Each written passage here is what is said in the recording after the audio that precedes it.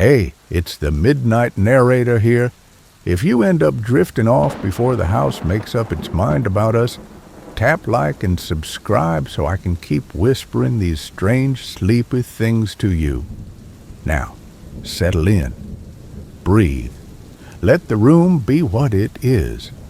We're going to talk about an inheritance that didn't want to be inherited. I was halfway through a lukewarm coffee and a sentence that refused to end when the envelope slid under my apartment door. A thick one. Good paper. The kind that took itself seriously. I stared at it, the way you look at a stray cat you know's going to move in if you give it milk. Cordell, the return address said, a law office with a name that sounded like a brick wall. I tore it open and learned my great-uncle Victor, distant, rectangular in my childhood memory like the edge of a picture frame, had died and left me his estate. Estate, as in 3-story Victorian pile somewhere up in rural New England, complete with grounds, a carriage house, and a list of specific instructions. I set the letter down and stared through the window at my fire escape, my city street with its noon gloom and siren lullaby, my rented life. I'm a freelance writer, which is like saying I live on promises and caffeine. An estate sounded like oxygen. At the will reading, the lawyer kept adjusting his tie like it was strangling him. He was careful with words, the way people get when they know more than they can say. Keys clinked into my palm.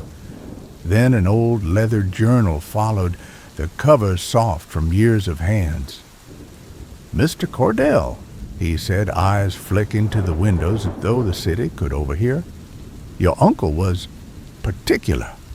He asked that you read this first. Before you, settle in." His voice thinned at the end, like a violin string about to snap. On the inside cover, a black ink hand that looked like it had never once trembled wrote, "For James, do not ignore this." I told myself it was quaint, old men and their rituals. Then I drove north.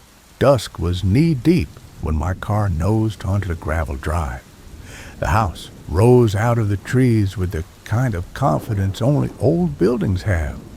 Mansard roof, blue-gray clapboards, a widow's walk that had no business this far from the sea.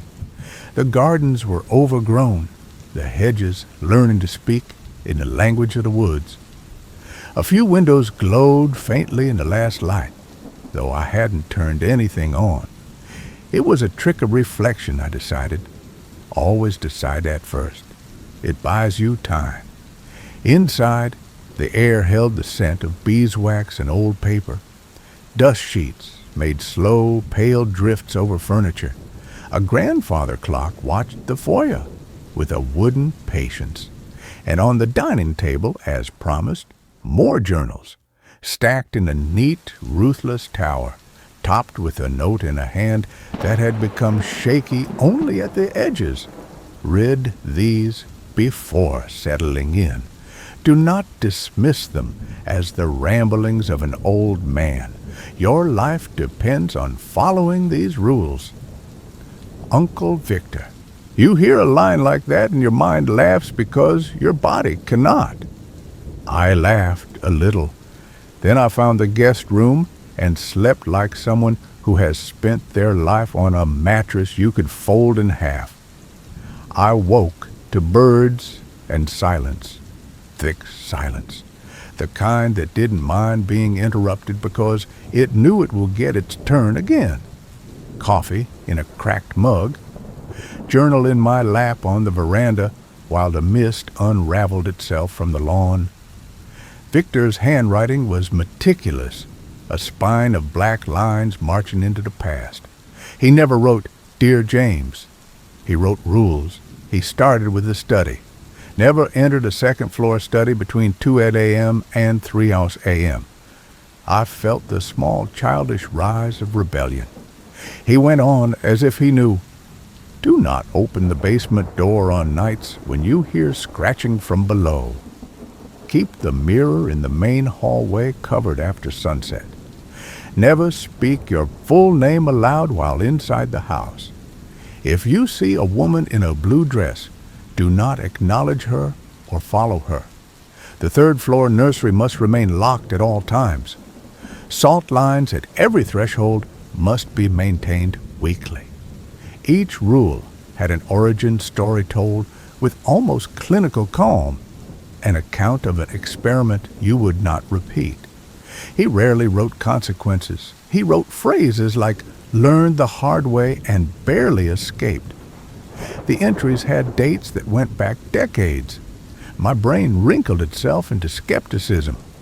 He was lonely, I told myself. He'd lived too long with a heartbeat of an empty house. By afternoon, I had my sleeves rolled and a playlist echoing through the hall. The house would sell better if it looked like a place someone wanted to breathe. I found a mirror in the main hallway, a tall foxed thing in a gilt frame, a white sheet taped across it like a bandage. I pulled it down. There I was, road-tired, surprised to see how much I already looked like a house. A little pale, a little too still. "Hey, you," I said, and smiled with my teeth. I vacuumed the salt lines at the doors because salt leaves crust and the buyer's notice. I aired the study. I opened the windows that wanted opening and left the stubborn ones to their old grudges. I told the rooms their names out loud, one by one, because naming things always feels like keeping them. Night came soft and sensible. I fell asleep reading a different journal, something from the 1940s about taxes and weather and the day the East Hedge flowered all at once. Rules, taxes, flowers, nothing to fear there. 4 days later, I was on a deadline. The study had the desk that fit my shoulders. The southern window the light loved. I wrote until the hour chewed a hole in the dark. At 2:15, I realized the book I needed, Victorian floor plans to help me anchor an architectural detail, was in the study's far bookcase. I glanced at the time. The rule blinked in my head and vanished like a dream. I opened the door. The study was a proper room. Walnut shelves, a leather chair that made a sound like a sigh when you sat. The night beyond the window was full of back garden and a hint of a path into the trees. I found a book. I put my hand around the spine, and the temperature went all at once from comfortable to February breath. My exhale clouded. I turned toward the door in the same motion a person makes when remembering a kettle or a candle. The door pushed itself shut, slow as thought, and clicked. No breeze, no prank, just the house, deciding. The handle did not turn. At first I did reasonable things. I laughed a little. I tried the window. The old lock was stiff, but not impossible. I pressed my palm against the glass and felt, not cold, though it was cold, I felt presence. It felt like standing beside someone who's thinking hard and refusing to tell you what about. The shadows stepped in front of the light. Mine stretched, obedient to the desk lamp. Then it hesitated and lengthened the wrong way, thin as wire, lifting along the wall like smoke that didn't know how to be smoke. Other shadows, not mine, pooled in the corners and came forward soft as skirts, whispering, not words I knew, but the sound a crowd makes when it realizes the play is about to begin. I put my back to the door. The whispers braided into a sound that could have been speech, if I let it be. I stared at the brass plate on the desk with the original owner's name, Cornelius Wexley, and watched my breath lay veil after veil over it. When the first of the not quite human shapes slanted out of that far corner, too many points where joints should be, the angle of an elbow that wouldn't pass for human in any light, I did not scream. I did something worse. I said my full name. A reflex, like introducing yourself to a room that seems to be full of people. I'm James Cord. The shadows leaned. The whispering rose, greeting. I clamped my mouth shut and held the handle so hard the metal hurt. The clock in the hall called a quarter hours as if nothing needed calling. At exactly 3, without a breath's warning, the cold peeled back like tide. The door handle turned easy under my hand. I went to the journals. I read like a man drinks water after running too long. Victor had written about seances in 1887, about doors opened that stayed open and learned to look like a study on an ordinary night. He called the hour between 2 and 3 their hour, and wrote, with brittle patience, do not give them your attention during their hour. They hunger for acknowledgement. All right.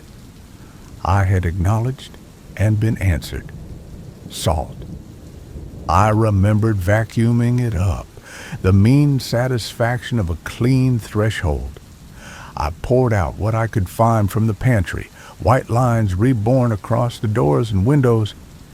I draped the mirror again, feeling a little silly with the cloth catching the frame. And for a week, the house was only a house. A stranger, yes, but strangers can be kind if you let them keep their silence.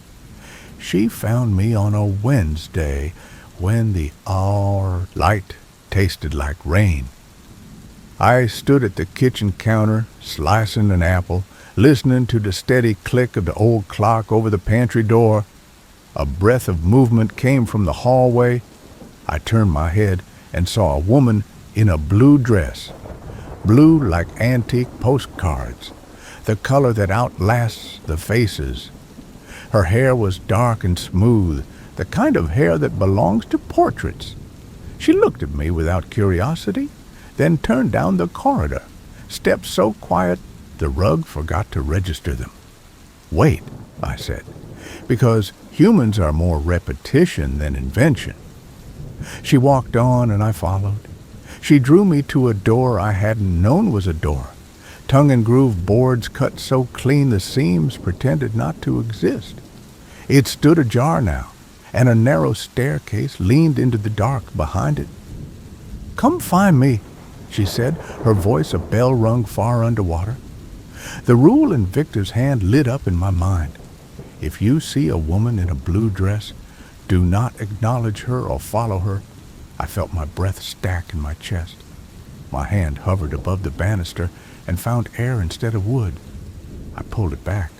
No, I said, to her, to myself, to the house.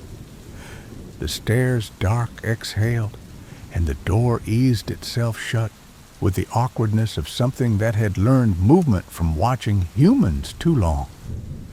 I ran to the journals like a child runs to a parent's coat. Victor had written her story down in a tight, indignant hand. He had followed her once. He had found rooms that were not rooms, perspectives that refused to stay put. He wrote about hearing his sister's voice from behind a door she never came back through, about meeting himself at 17, at 60, at the age he was when he wrote, each version lost in a corridor that looped like a thought you cannot lay down. He had escaped, and he had not, because something had followed him out, and he had spent months learning which way to push to make it go home. The woman in blue, he decided, was a lure. She did not belong to any of the people who had lived here. She belonged to the house the way a flame belongs to a candle. Not the point, but the way to use it. That night, the house scratched its nails. The sound came from the basement door, plain painted wood at the back of the hall off the kitchen. Scratching, not the curious testing of an animal, but the impatient insistence of fingers that knew exactly what they were doing. I held on to the edge of the table and counted heartbeats. The scratching turned desperate. "James?" my mother called through the door. I closed my eyes and counted again, from 1. She had been dead 2 years. Her voice said she had fallen, that everything was dark, that she was sorry. She left without saying goodbye. Grief is a set of instructions you keep following long after you've forgotten who wrote them. My hand went to the knob. I pulled it back, put it in my pocket like a misbehaving pet, and said, as gently as I could, "No." The voice sharpened. My mother's vowels frayed into something older and angrier. The door rattled. Nails multiplied on the other side, too many for one pair of hands. The sound of mouth and hunger crowded the seam. I walked backward, slow, and then I did not walk at all. I ran, upstairs, bedroom, chair against the handle. I read by lamplight about what Victor called the oldest resident, the thing beneath the house that wore voices like coats and waited for doors opened by love. His instruction, inked in a hand that had learned fear and then learned command. If the door ever opens during the scratching, leave the house immediately and do not return until dawn. The door did not open that night. Dawn poured itself through the curtains, thin and sour after too much adrenaline. I went downstairs and apologized aloud to the hallway. The apology felt absurd. It also felt accepted. Days passed. I became the kind of person who glances at clocks. I kept the rules like a religion. You remember the 3rd floor nursery, locked with a padlock older than my father's handwriting? Victor never wrote about it. He made a rule and wrapped silence around it. I told myself I respected that. Then, as these things do, the lock was open one morning, hanging like an earring on the hasp, and the door stood the impossible fraction ajar that means the room has already decided for you. I could have turned away. I told myself the rule said locked. It did not say do not look if it's already open. I set my hand against the door and pushed with a caution reserved for strange animals and fresh grief. White walls, a crib with turned spindles, empty, toys arranged on shelves, a regiment of soft soldiers. The space was wrong the way a dream is wrong, deeper than the house could contain, angles that believed in a different geometry. A rocking chair faced the far window. In it, a small figure sat very still. It rocked, slow, as if learning the idea of rocking minute by minute. "Hello," I said. My voice belonged to a teacher in a room where nothing was as it had been yesterday. The rocking ceased. The figure did not turn. Its head tilted too far, the neck joint an experiment. A child's voice, sweetly tuned but hollow at the center. "Daddy came home. Daddy's going to play with me forever now." The door behind me shut. The sound said final. I turned, and there was no door, only white wall, clean as a promise. The rocking chair creaked once, without motion.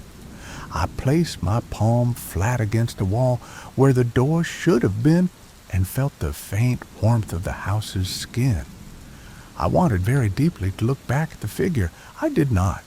There were scratches, faint on the baseboard, names carved with whatever had been at hand. I saw my grandfather's name. I saw dates. I saw a message in Victor's precise, tired hand. It feeds on presence. Do not give it your fear. Do not look at it. Find the door you came through, still there. You just can't see it. Time lugged its feet and then sprinted and then stopped. The figure's small shoes touched the floor with a sound of cloth learning to be weight. I closed my eyes and, for once obedient, listened to someone else's rule. The wall was smooth, then ridged, then smooth again under my fingertips. There, just there, a change in the paint, a seam, a breath of a draft. My hand found iron. I turned the iron. The floor fell out of its profession as floor, and I tumbled into the hallway, landing hard on my shoulder and my intention. The nursery door was closed. The old padlock hung through the hasp. Secure. I hadn't touched it. It was kind, this once. I lay on the runner and looked at the stain in the ceiling that looked like a map of an island you would never visit. 3 hours gone according to my phone, 700 heartbeats, give or take. I slept in the daylight like someone who lived in another time zone. After that, I became the warden I hadn't asked to be. Not the cowering kind. I wouldn't become Victor's ghost while still breathing. I cataloged. I placed sticky notes in the journals until the dining room looked like it was blooming small yellow flowers. I found, behind the main hallway mirror, once again covered, concession I no longer mocked, a safe.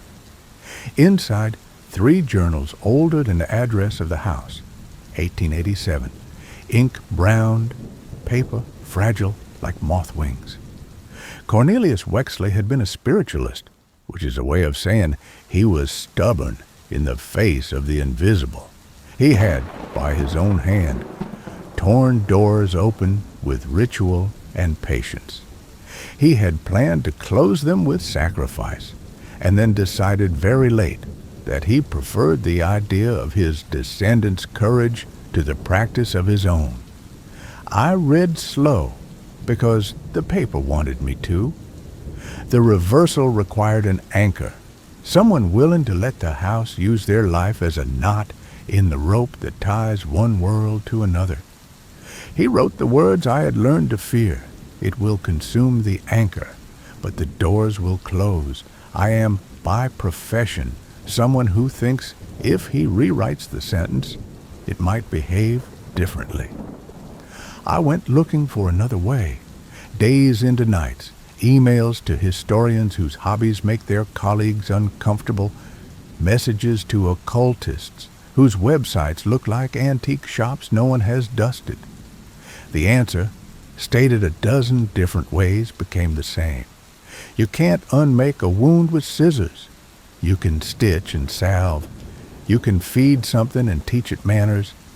This house could be shut like an eye with a cost, or taught to sleep with something like care. So I planned a long night. I drew salt circles and wrote protective marks in chalk on my palms like a child cheating on a test. I set candles the way you set traps for shadows, knowing they will spring and still believing the light counts. At midnight, I went to the study on purpose. I stepped into their hour like a polite guest who has finally understood the rules of the party. I brought Wexley's names for the entities the seances had, beckoned and never sent home. I stood in the circle and read them, throat low and calm, as if telling a story by a fireplace where everyone already knows the ending. I see you, I said, not as a challenge, not as surrender. You are remnants. You are real. Be that. The shadows tipped, considered me as a new kind of furniture. The whispers threaded themselves thinner. They did not leave, but they folded their hunger into something like waiting. I went to the basement door when the scratching began.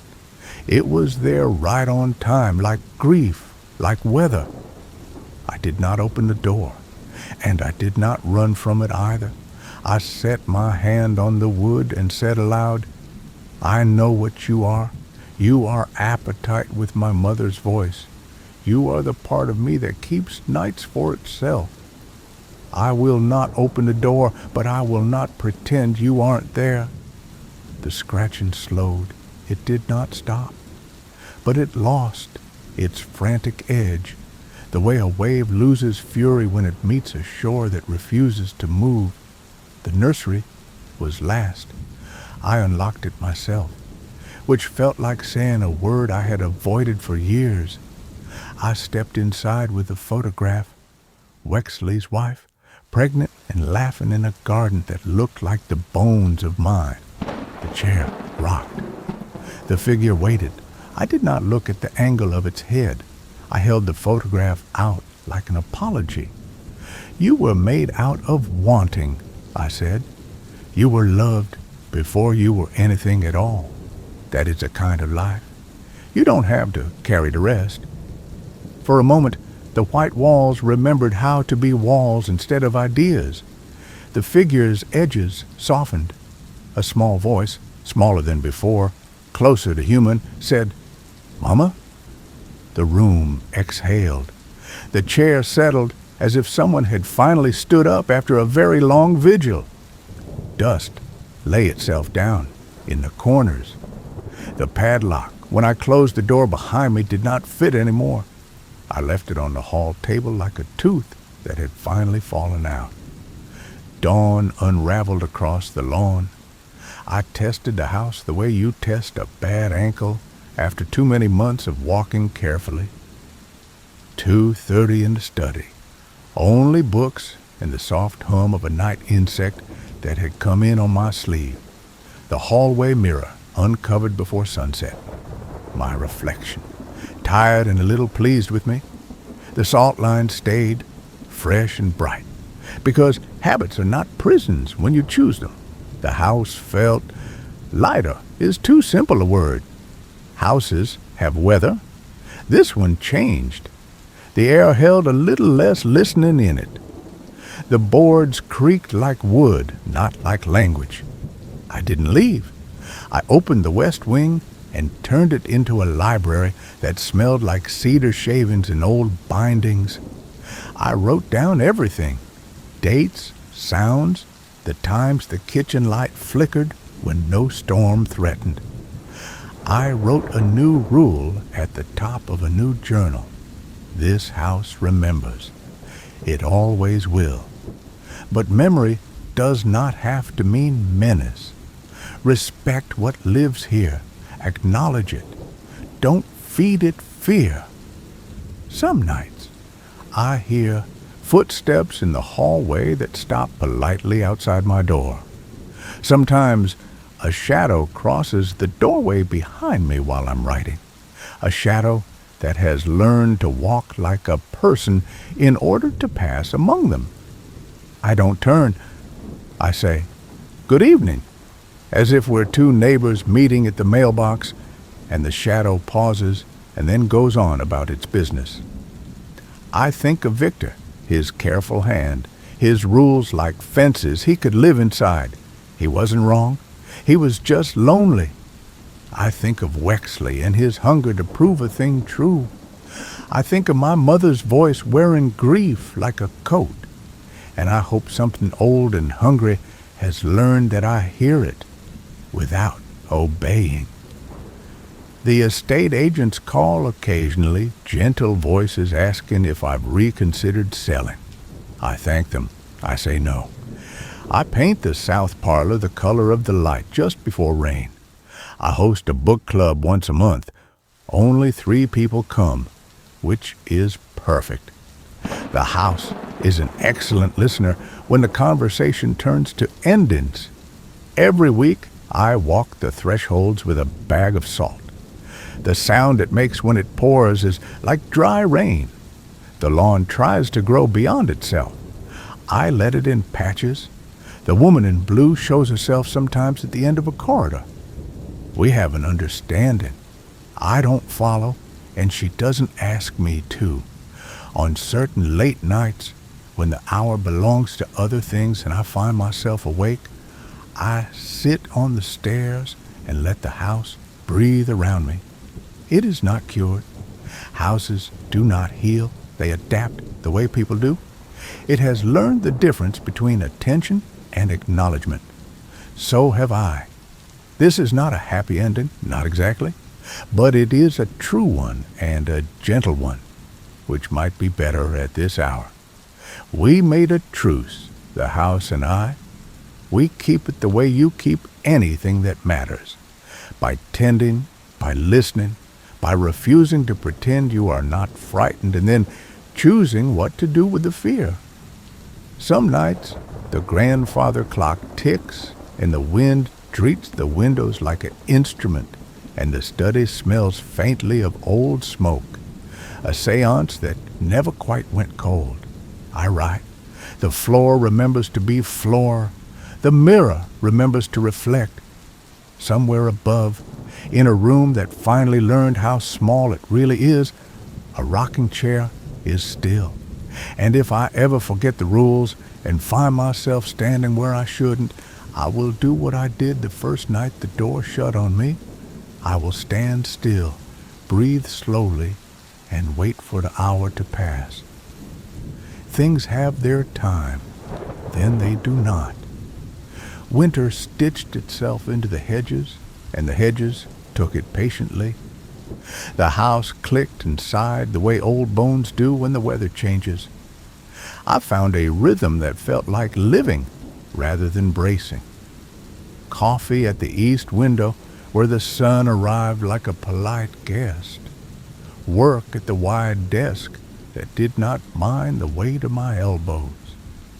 Walks along the tree line where the path pretended not to have been made by human feet.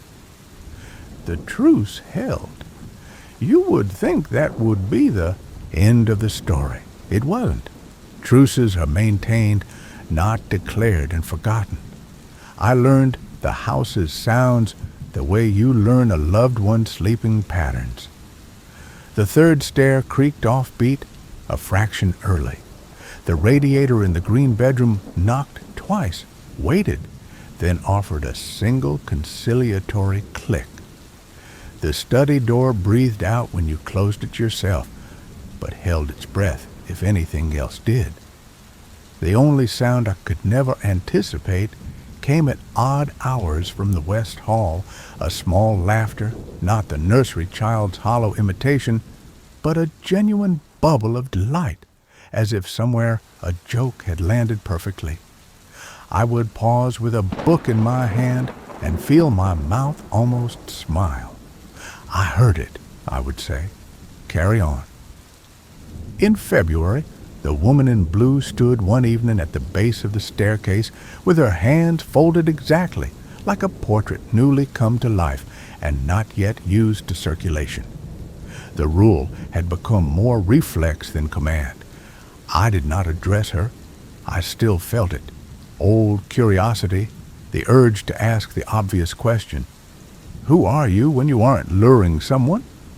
The urge felt less like disobedience than like hunger.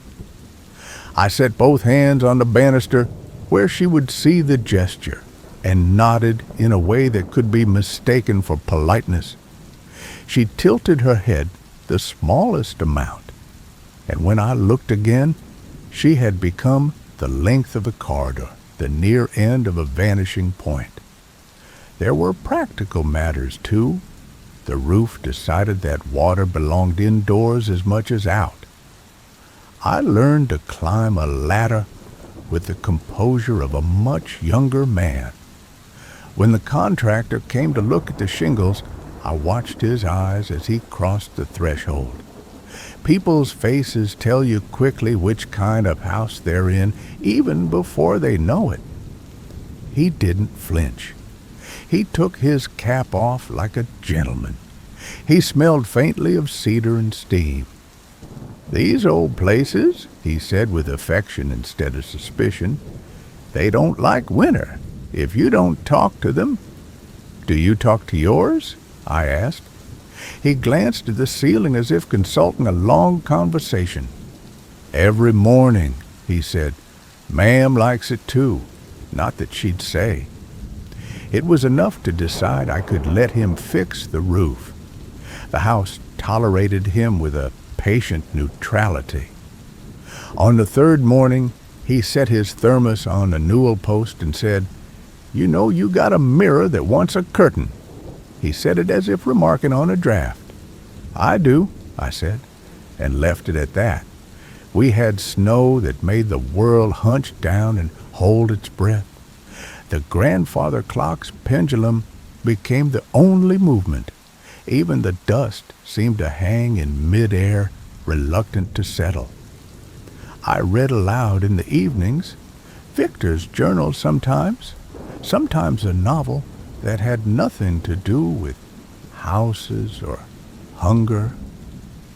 Reading to a room changes the shape of your mouth.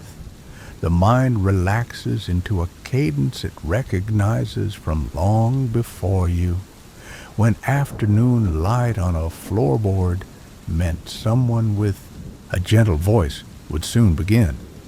There were nights when the last word fell into the air and something answered with the softest scrape, as if a chair in another room had been adjusted to a more comfortable angle.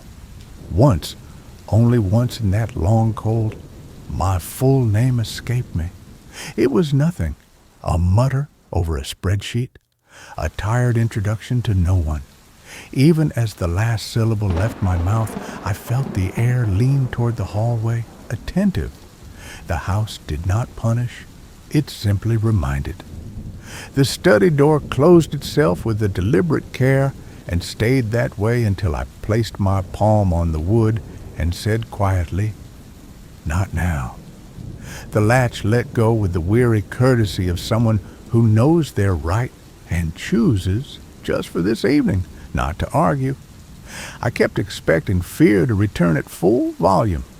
Instead, what came back, what I noticed in myself, was a tenderness that felt a little like grief and a little like relief.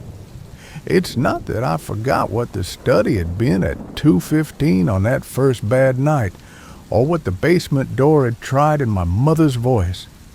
Those memories stayed lodged in the same place the sharpest joys live, the ones that ache if you touch them wrong. But the house did not press on them. It let them sit. It let me sit.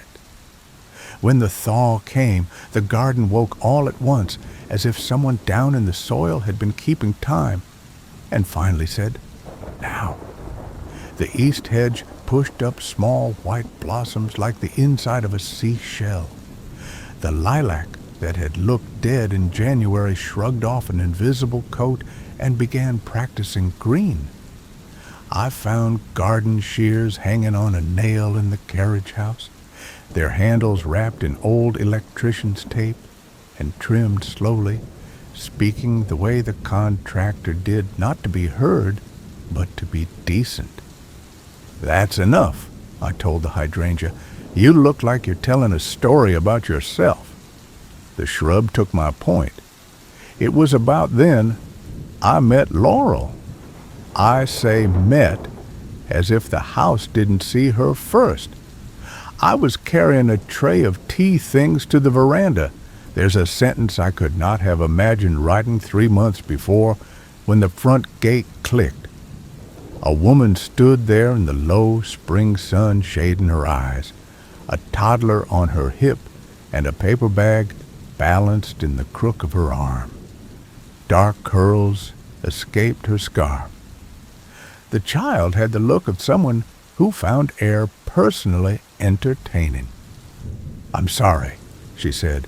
"We've been walking, and my idiot phone says there's a public right-of-way somewhere near your north fence. Do you mind if we cut through to the logging road?" "Not at all," I said.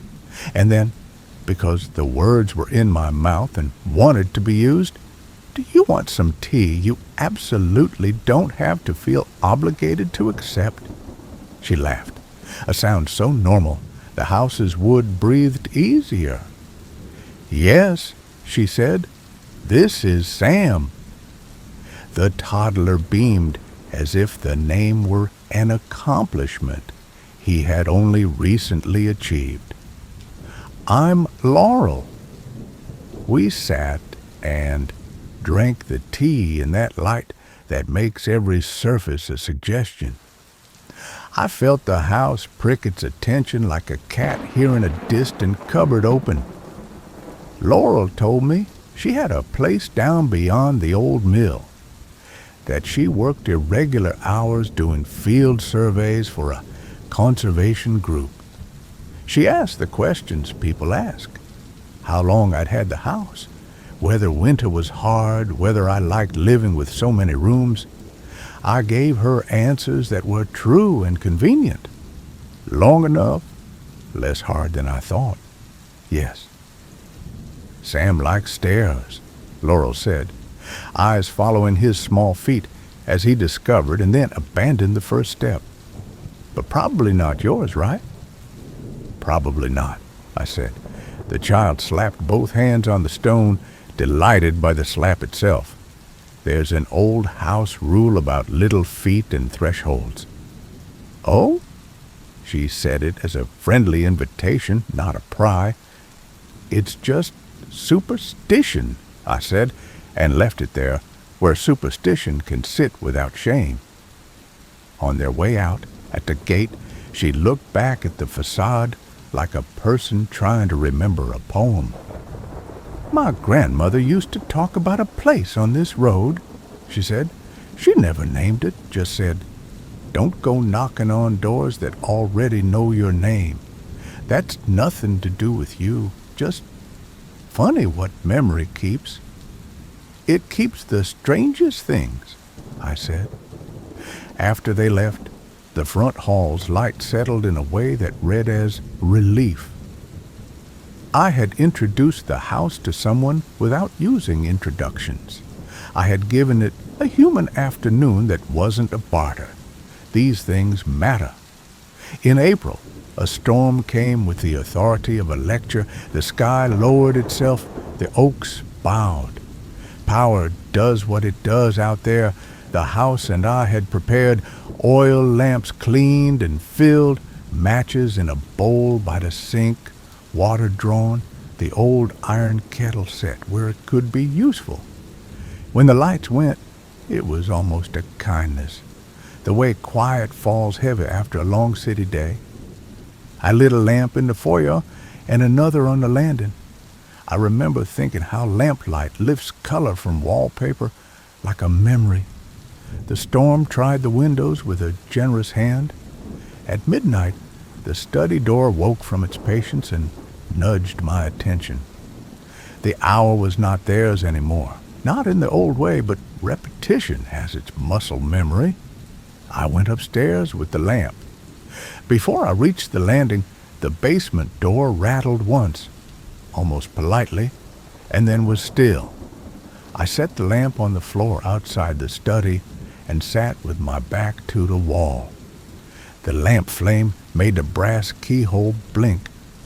"All right," I said, to the storm, to the door, to the thing that had once rehearsed my mother's voice so accurately I could have wept. "We'll keep watch together." When the wind rose, I heard a different sound underneath it, soft, like a fabric brushing fabric. A presence took the opposite side of the corridor. The woman in blue stood there, a faint, damp shining. Along the hem of her dress where the storm had threaded the cracks, I could feel the house waiting to see if the old choreography would be tried again. I did not speak. I lifted my hand, palm out, as if to say, "That's close enough." She regarded the lamp the way a cat regards a saucer of milk set at a careful distance. The flame guttered and steadied. Her outline softened. When a seam of lightning stitched a ragged line along the far wall, she was not there anymore. The corridor felt the way a room feels after someone has left it better than they found it. The storm found one more hour to spend itself and then withdrew, embarrassed by its own exaggeration. I slept on the second stair with my head against my folded arm and woke to the smell of wet wood warming in a thin, honest sunlight.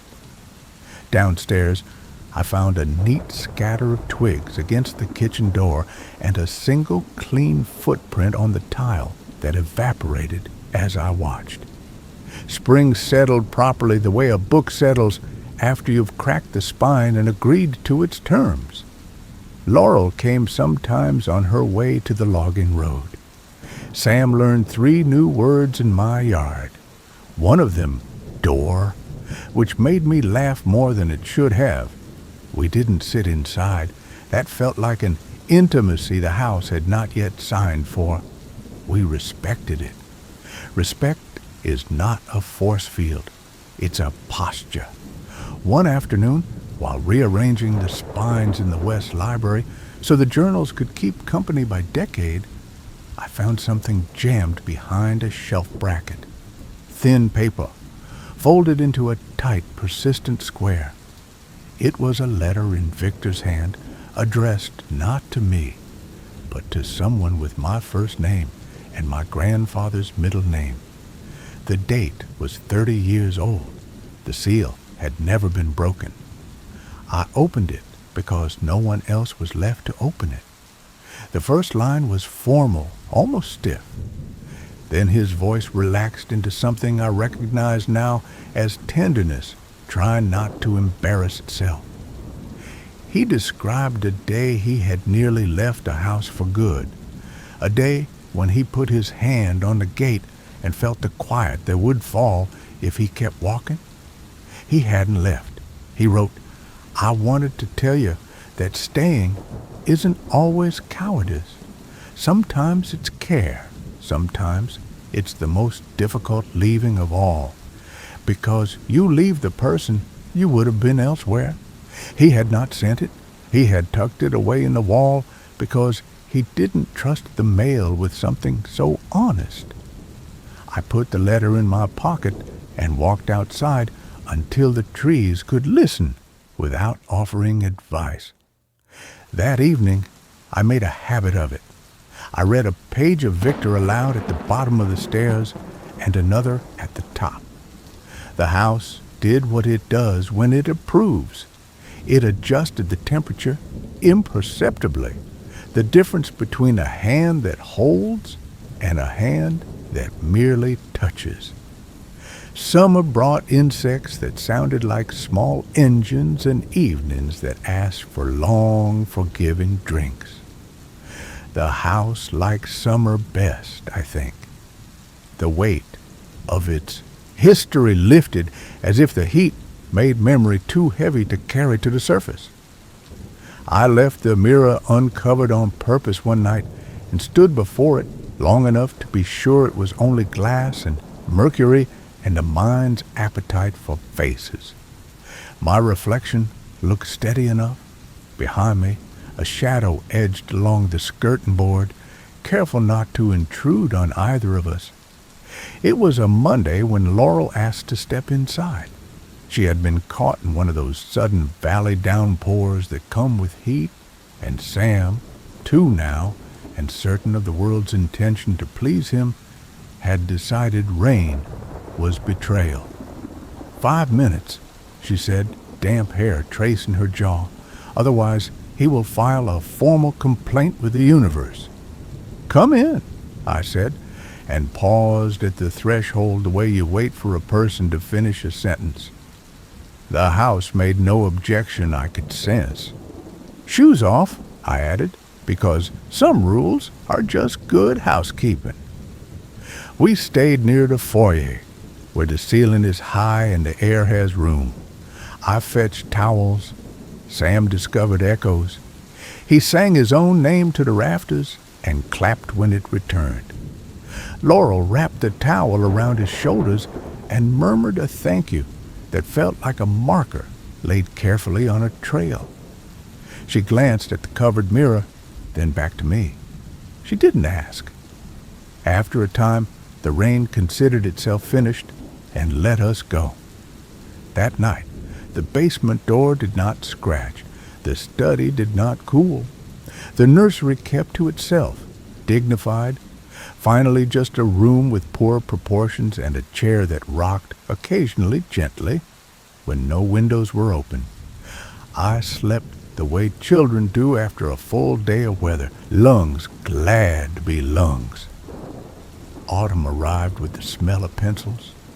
I took to writing at the dining table again, the long surface spread with notes in orderly stacks that would have embarrassed my 20-year-old self. I kept the journals near and a blank book nearer. The first page looked odd with my own hand at the top. I wrote it anyway. This house remembers. Respect it. Don't mythologize it. It listens, but it does not love or hate. It prefers honesty to ceremony. It does not like being named out loud. If you speak to it, do so the way you would speak to a body of water you need to cross. Clear about your intention, careful about your footing, never turning your back on the shore. I left space under the line for annotations I hoped no one would need. On a night when the first frost silvered the edges of the second step, I heard movement in the hall while I was writing. Not the tick of the clock. Not the small animal sound of wood shrinking itself tight. This was the fitted sound of a presence making room for itself. I did not turn. I had learned that some acknowledgments are best delivered profile to profile. "Good evening," I said, as I'd learned to say. A pause stretched itself amiably. Then another sound, as of fabric brushing the long table's corner, very gently, so the papers would not stir. "You're welcome," I said, because hospitality begets itself. I could tell you this went on forever unchanged. It didn't. The house still tried new shapes for its old appetites. Once, a voice used my father's grammar, his favorite scold, the way he set a word back on its feet when someone had knocked it over and I had to sit on the kitchen floor and breathe through an ache I had thought domesticated. Once, the blue dress stood at the edge of the woods at noon, which is not her hour, and I understood in a new, unsettling way that the house's ideas of time and place are suggestions rather than laws. I held my ground. I went on watering the ferns. People ask, when they learn I live here, whether I'm ever frightened. The answer is yes, and the answer is also that fear is not a fire you have to feed. It's a candle you can carry with the wick turned low to see your own feet by. The rules help. So does tea. So does reading a page out loud when the air feels overfull. So does knowing that sometimes a basement door is only a door, and sometimes it's a mouth, and sometimes it's a memory that needs to be acknowledged and not opened. On the anniversary of the first envelope, the one that slid under my old apartment door like a change in weather, I walked the house at dusk with a little bag of salt and the kind of gratitude that doesn't want anything in return. I paused at each threshold and laid a line neat as handwriting. At the last, the kitchen door that looks toward the north trees, I drew the line twice, not because anything had demanded it, but because the extra care felt right. Behind me, the dining chair made its small adjustment. I didn't need to look up to know the shape the shadow took as it passed from the pantry to the hall, the way it paused at the corner like a person deciding whether to bother with a goodbye. "Good evening," I said again. The words warmed now with use. The shadow moved on. If you're awake still, you know the quiet I'm talking about. It has weight, and it has temperature, and it's not empty at all. It's full of everything you've chosen to live with. I chose this. Some nights, late, I sit with my back to the hearth and my feet on the cool wood, and I think of Victor's unsent letter and of Wexley's terrible courage that stopped halfway to itself. I think of the woman in blue and wonder whether she knows now she is seen without being used. I think of Laurel and Sam and how life refuses to be only one thing even when a house tries to insist. And when the hour that used to belong to other things pours itself thinly along the baseboards, I do what I've learned. I breathe. I let the candle burn at whatever height it wants, and I write in a hand that is steadier than it used to be. That is the inheritance, after all, not the deed or the roof or the clocks.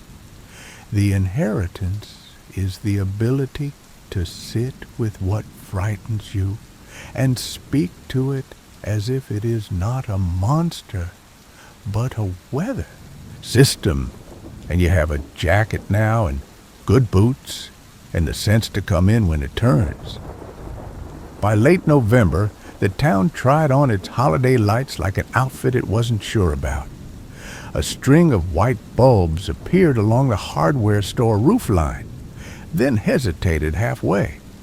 The diner put a fir wreath in the window. It looked surprised to find itself there.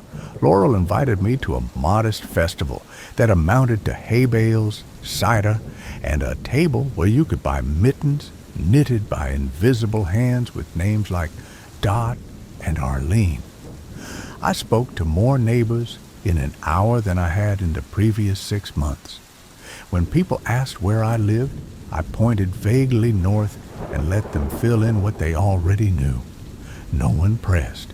This is the kindness of small places. They store questions like jars on a shelf and never open them unless you say, "Go on." Carriage House would be a good drop point for the toy drive, someone said, the tone measuring both suggestion and retreat. "It's dry and out of the wind," I answered, and the house did not shiver at the idea of strangers with armfuls of bright plastic. For a week, the gravel drive filled with polite SUVs and battered pickups. Children practiced their inside voices outside and then forgot immediately.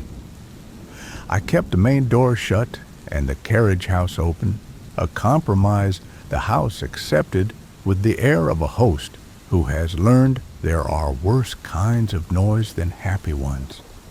When the last box was gone, I walked through the big room with its rafters like ribs and said thanks and meant it. I kept finding the house's old life under my fingertips. In the front hall, when I pulled a loose strip of wallpaper away from a corner that never quite agreed to stay glued, I exposed a stack of pencil marks up the plaster.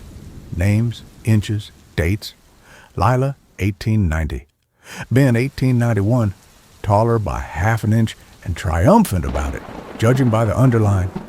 The script looked rushed, a mother's hand measuring children between chores. I traced over one with my fingertip and felt that particular squeeze in my chest that is neither sadness nor joy. I left the marks bare and hung a painting above them that didn't quite cover them. Memory likes to be able to see out. We met for book club in the West Library for the first time in December. I'd been putting it off. The house hadn't signed a permission slip for large conversations indoors, but the night cut deep, and I knew their drive back would be easier with heat in their bones and soup in their hands. We were 3, which is the right size for sincerity. Marjorie from the post office brought cornbread with a crisp edge, as if the pan knew what it was doing. Theo, who ran the antique shop and pretended he didn't, arrived with a thermos and a story about a chair that wouldn't be sat in on the 4th Friday of any month.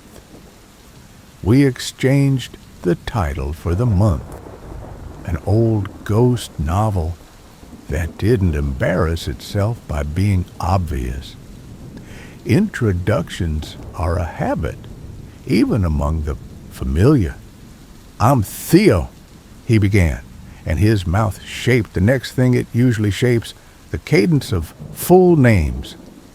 I lifted a hand lightly, palm down, a gesture not of warning, but of gentling. The pause held. He smiled an apology that didn't need words and finished differently. "And I never bring a book back to the shop if I can help it." We sat with bowls balanced on our knees. The house listened. It likes when people tell on themselves a little, when a sentence turns honest in the middle. When Marjorie read her favorite paragraph aloud, the lamp flame stretched to hear. A draft slipped through somewhere old and harmless.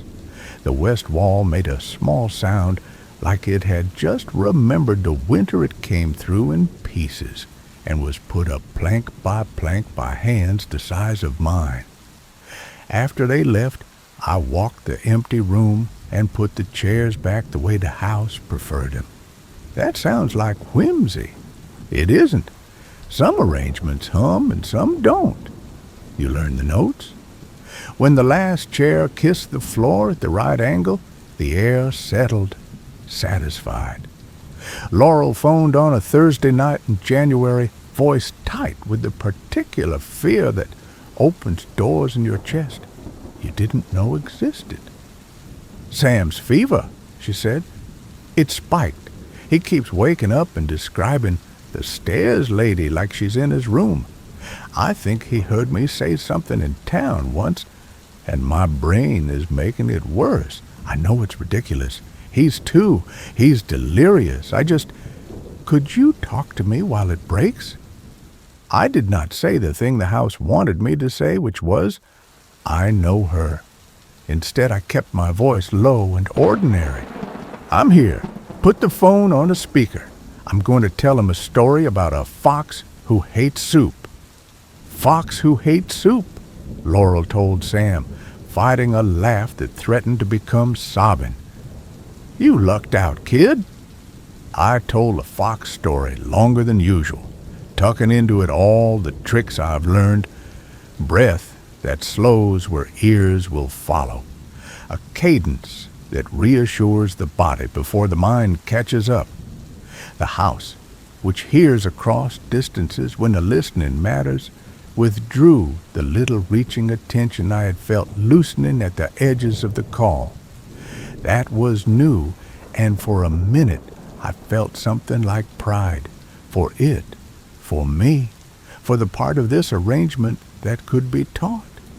"Down," Sam murmured at some point, and Laurel's voice softened in relief, in the way I already knew I would remember later.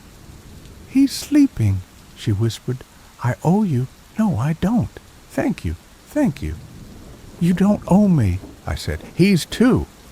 The universe owes us all better fevers." When the smoke came in June, controlled burns beyond the ridge that remembered too late that control is a weather pattern, we lived inside an amber bottle for 3 days. The house sealed itself, the way bodies pull their shoulders in against cold. The old sash windows swelled, refusing to budge. The study smelled for an hour like a match blown out, then like nothing. The mirror in the hallway filmed over. It showed my outline and the suggestion of the doorway behind me, as if everything were underwater. I propped interior doors open to keep the air honest. When the sky went the color of brass and the birds forgot their songs, the woman in blue appeared for the first time fully in daylight. Not a trick of sun, but herself. She stood at the far end of the corridor and touched the wall with the back of one hand, the way a person checks a child's forehead. I felt the old urge, curiosity a twin to disobedience, and put my palms flat against the hall table to keep them from doing anything else. The house was scared. I could feel it, not of her, of the old notion that everything around it might change at once, beyond repair. "We're staying," I said. "We're riding it out. You know how to do that." The floor stopped its subtle trembling. Her outline loosened, as if whatever she'd learned to be was temporarily expensive to maintain. When I looked back, carefully, she had become absence again. I wrote a new rule that night, not at the top, but 3 down, where the list had become more practical than mystical. When the house is frightened, it will try to make you smaller. Stand up, speak plainly, set a kettle on. There were slips, of course. One afternoon, I walked past the mirror humming and caught myself saying my full name in syllables under the tune. Nothing intentional, a habit left over from a life measured by introductions and log-ins. I winced. The house did not pounce. It exhaled, long and disappointed, like a teacher certain you knew better, and the disappointment, not the danger, cut cleanest. "I know," I said to the empty hall. "I know." I threw a sheet over the glass and left it that way until the apology felt like something other than performance. I found another letter of Victor's in August, this one wedged under the false bottom of the small writing desk in the east bedroom, the one no one sleeps in because the wallpaper is a dizzying rhyme of violets. It was addressed simply, "To the one after me, who stays." Less formal this time, more like a note passed from desk to desk in class. "I thought once that rules were bars," he wrote. "It took me too long to see they were handrails. Hold on when you need to. Let go when you can. The house will outlast you. That doesn't mean it wins. It means you get to decide for a little while what lasting looks like." I put the letter with the others in a box that had once held Christmas ornaments and now held the exact opposite, which is to say the things you take out when you need to remember what the rest of the year is for. Laurel's boy learned my name in the way children get names half right. I became Jim, which I liked better than the spare all-consonant fact I had been given.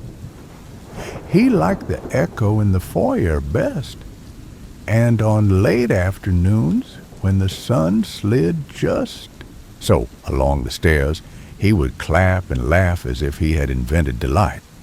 The house let him. Occasionally, at the top of the steps, the air would lean in with a question. Ladies with blue dresses, perhaps, curious about small feet.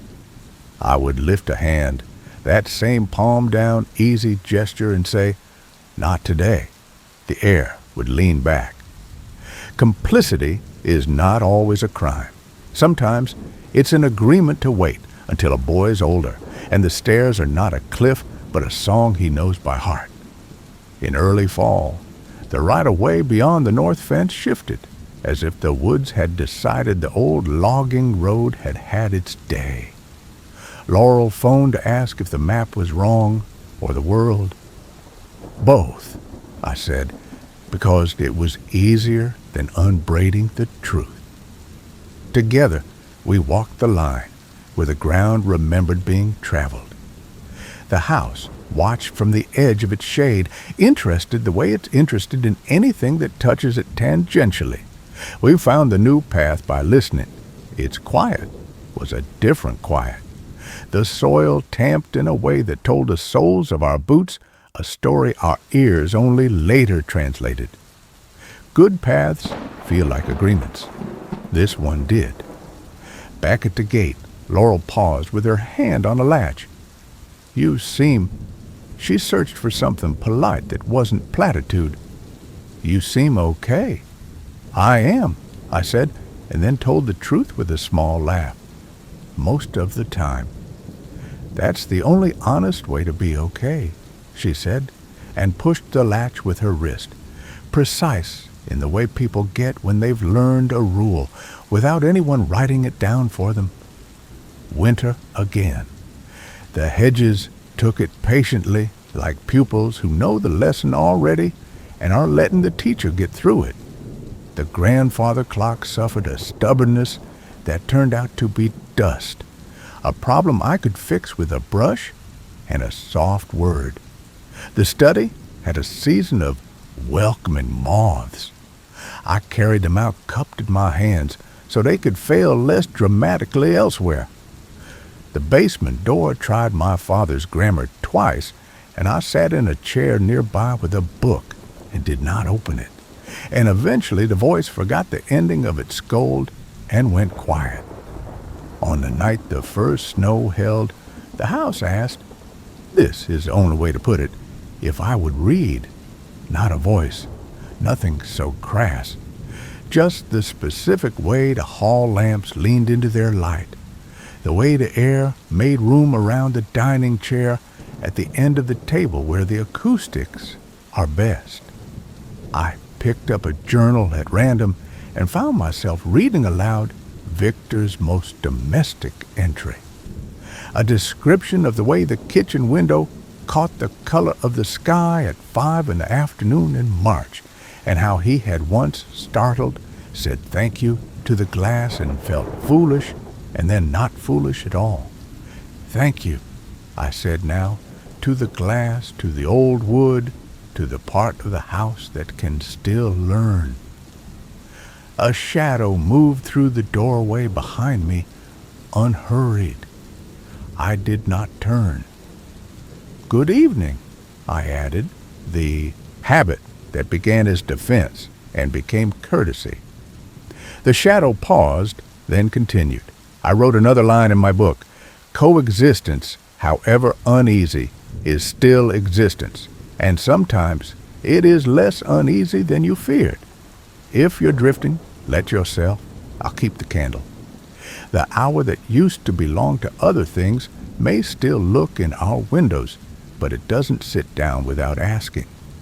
If it asks, I set another cup out, and sometimes it remembers its manners, and sometimes it needs reminding.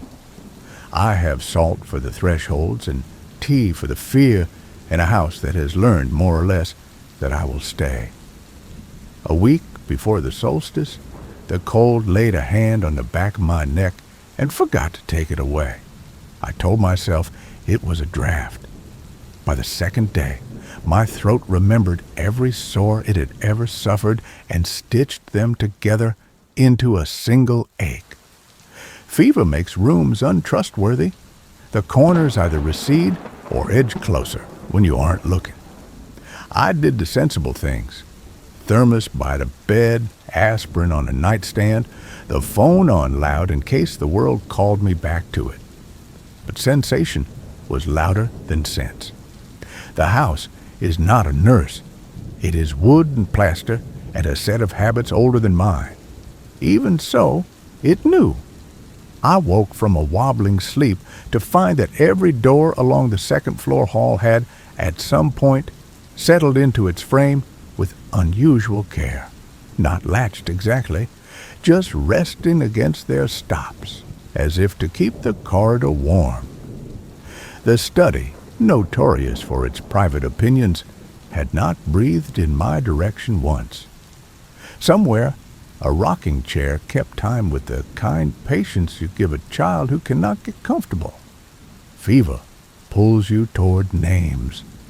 I almost offered mine to the dark more than once, the syllables climbing into my mouth uninvited like a tune I didn't like but couldn't stop humming.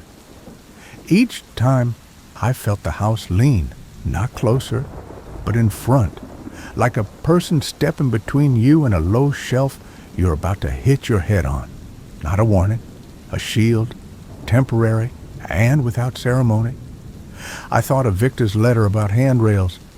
I thought, in a fever's sideways logic, that perhaps the house had learned to lay its own. At some point in the blue part of morning, which is not morning, but is also not night, the basement door rattled once. a small guilty sound, like a cupboard regretting a bad decision.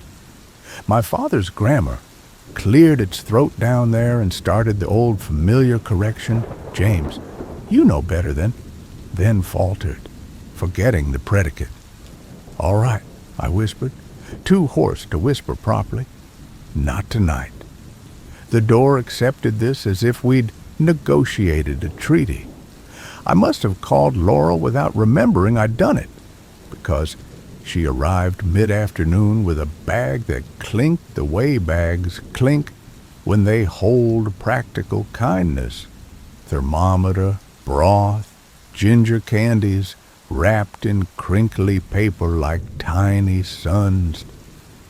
She stood on the threshold of the bedroom and looked at the air the way people do when they feel watched but don't want to announce it. "May I?" she asked the room, not me. "You may," I managed. She set the tray on the dresser and made the sort of face that scolds fevers into shame. Sam, solemn with the dignity of being lifted higher than usual, peered in from her hip and announced, "Jim's sleepy," with professional satisfaction. "Accurate," I said. Laurel didn't linger. She knows how to be present without making a place hurry. On her way out, she paused by the mirror in the hall, half covered from my lazy apology the week before, and lifted the cloth the smallest fraction, as if checking a dressing. She let it fall. "He'll stay," she said to the house more than to me. "Don't fuss." I slept. When I woke properly, it was evening, and the lamp on the landing burned low with the kind of careful economy that leaves a room alive without turning it theatrical. The woman in blue stood 3 steps down from my door, closer than she had ever been. Fever made her look almost human, which is not the same thing as being almost human. The mind loves a face and will find one in wood grain if you let it. She did not perform the old invitation, did not tilt her head to the empty place where a door might open if I were foolish. She only watched the light on the wallpaper, the way it pushed the pattern's violets toward dusk. "Thank you for the quiet," I said, "because gratitude is a better talisman than defiance when you're weak." Her outline thinned at the edges like steam. The stairs held their breath, then both relaxed. When I looked again, only the air remained, doing what air does. The fever broke in an ordinary way, sweat and shivers, and the very specific promise you make to your own bones that you will drink more water and eat something green when the world stops swaying. The house resumed its usual posture, which is not indifference, but not quite attention either. The day after I could walk the length of the hall without feeling like a sailor, I found the kettle already set on the hob when I came downstairs, as if I had done it while I was still more steam than person. I don't recommend anthropomorphizing kettles, but there it was, quietly helpful and pretending to be simple. After that, the house and I adjusted our arrangement by a degree. A degree is often enough. I stopped expecting it to misbehave at every chance, and in turn it stopped taking every chance to test me. I still layered salt at the thresholds on Sundays and Thursdays. Days with an L feel like good days for boundaries, and I still covered the mirror at sunset when the weather made memory thick. But sometimes I left the mirror bare until the last light slid off the banister, and the house refrained from making a lesson of it. Trust is not a one-time thing. It's a set of small permissions renewed like library books. In February, snow fell like handwriting, tidy, patient, intelligible if you knew the hand. Laurel and Sam came by on a walk, mittened and ruddy, and we made do with cocoa on the doorstep. Sam announced with bureaucratic gravity that he was 3 now, as if a permit had been issued. He wanted to see the echo room. The foyer obliged with the generosity it has for voices that haven't yet learned how to be careful. He clapped once and grinned when the clap came back to meet him halfway. The house hummed along, content that the sound belonged to someone who would never be asked for a name the way adults are. When the thaw came like a long apology, I found the courage to open one last door I had been ignoring. Not in the house, but in myself. I took the old portable cassette player from the box labeled Odds and Ends, Victor's, not mine, and brought it to the second-floor landing at dusk. On the tape, a label in cramped hand, AM Session 1989. I had avoided it for months because session is a word houses like this wear like a scent. I pressed play, not voices at first, a chair, the small squeak of a pivot where a leg meets a stretcher. Then Victor breathing in that slow way he did when courage cost him more than he wanted to spend. "If anyone ever listens to this," he said, "I am not doing anything. I am just here." He let the tape run on his silence. Somewhere in the distance, a truck passed on the road that remembers horses better than cars. The house creaked in answer. A minute later, very gently, the study door closed. Not a performance, not a trap, just the house calibrating itself in response to company. I turned the tape off and sat with the machine in my lap until the light gave up its last gold. Whatever Victor had wanted to capture wasn't there as proof, but the habit of listening was. The session was not for the house. It was for the person who would come after, so they'd know someone had sat in that particular quiet with their hands still and their mouth closed and survived it. Spring made quick work of the hedges. I started to think about paint, which is practically a declaration of optimism. On a Tuesday, I brought home sample cards and laid them like rare birds along the dining table. Moss gray, a green that was almost a memory of green, a white with a name that had too many adjectives. The house made no objection, which I took for blessing and then told myself not to be ridiculous. I have learned to accept the ridiculousness of blessing. A letter arrived in May, stamped with a law firm name I didn't recognize. New letters always changed the blood's temperature a degree. This one contained a short, polite notice from a man who introduced himself as a cousin I'd never met, a last viable heir of some slivered branch of a Cordell tree. He had learned of the property. He wondered, with all civility, whether I had considered its liquidity. In my earlier life, the language of money had a way of making me smaller without my consent. The house took the letter without comment. I set it under a paperweight shaped like a whale and left it there until the paper no longer felt like an argument and more like what it was, a question. I wrote back. I told the truth plainly, that the house and I were in an arrangement, that I planned to keep it, that I hoped he would forgive me for not converting memory into currency just yet. He replied with a note so human I liked him immediately despite never seeing his face. "I figured as much," he wrote. "My mother once told me she'd heard family talk about the place up north that eats you if you're rude. Seems a waste to sell it to anyone who doesn't know how to chew." I read that sentence aloud in the West Library, where sentences like to hear themselves, and the room warmed half a degree, as if in laughter. June made a lake out of the sky one afternoon. Laurel and I sat under the veranda roof, mosquito coils keeping diplomacy. She had brought her guitar, the small battered one that seems to know the song before you decide which it will be, and asked if she could play. I'd never heard music in these rooms beyond my own muttered attempts at a melody in the bath. I hesitated long enough to notice the hesitation, then nodded. Play something the house will recognize as human, I said. Something that knows its way home.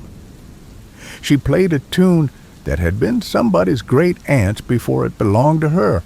A waltz with a humility at its center, a melody that never once tried to surprise you and yet still found a way to do so by the time it returned to itself. The house leaned in as sound does. The woman in blue was not there. The basement did not clear its throat. The study remembered the shape of listening shared by more than one person. For a wonder, the mirror held the scene without fuss, doubling us in a way that felt like acknowledgement instead of challenge. When the last note settled, Laurel stroked the strings with the back of her hand as if smoothing a cat. "Feels good," she said. "Some places push back." "This one has practiced," I said. "You've practiced," she corrected gently. Then, after a moment, "Ever want to hear your name from someone new, just to check it still fits?" "That's a good question," I said, "and I don't ask the house those." She nodded, approving of the line. "I won't say it here," she said, and didn't. I slept so deeply that night, the house had to wake me for a storm. Not the weather kind, though the weather went stomping about like a large animal outside, but the old study hour trying on a younger suit. At 2:15 the air changed. It's the only way to say it. The temperature didn't drop. The shape of the room did. The dark became interested in corners again. "Not tonight," I said, but the words felt like linen in a wind. The hour had ideas. I went to the threshold and put a line of salt across it with a hand steadier than my breath. I spoke the names Wexley had written down, not to summon, not to banish, but to remind the house of its own vocabulary. "We know each other," I told the shadows that had gathered like guests without invitations. "You've been acknowledged. You've been fed with attention of the right kind. Take what you are given and don't ask for more." For a heartbeat, the air held the old hunger, the thrum of the hallway the first night, the whisper that wasn't language, but could be if I let it. Then, as if recalling that there is dignity in eating at the table you've been offered, the dark stepped back from the jam and settled into its corners with a sigh like pages finding their old place in a book. The storm outside went about its business. I thought about the rules again. Bars, handrails, bookmarks in a long text you return to because lifetimes aren't enough to finish it. I wrote a new one in the morning. When the hour knocks like an old habit, answer. Don't open. Speak to it like a friend you once loved and now only sometimes miss. Mid-July brought a postcard from the cousin I'd never met. A picture of a lighthouse at posture-perfect attention atop a cliff that had probably been painted famous a dozen times. On the back, "If your house ever wants a change of scene, I know a place with good fog. K." I set it on the mantel. The house made a tiny, pleased sound, maybe at the fog, maybe at the human joke of offering a home to something that already is one. The woman in blue returned after weeks of absence. Not a corridor this time, not a stair. The north lawn, late afternoon. She stood where the shade from the elm leaves writes its own brief music across the grass.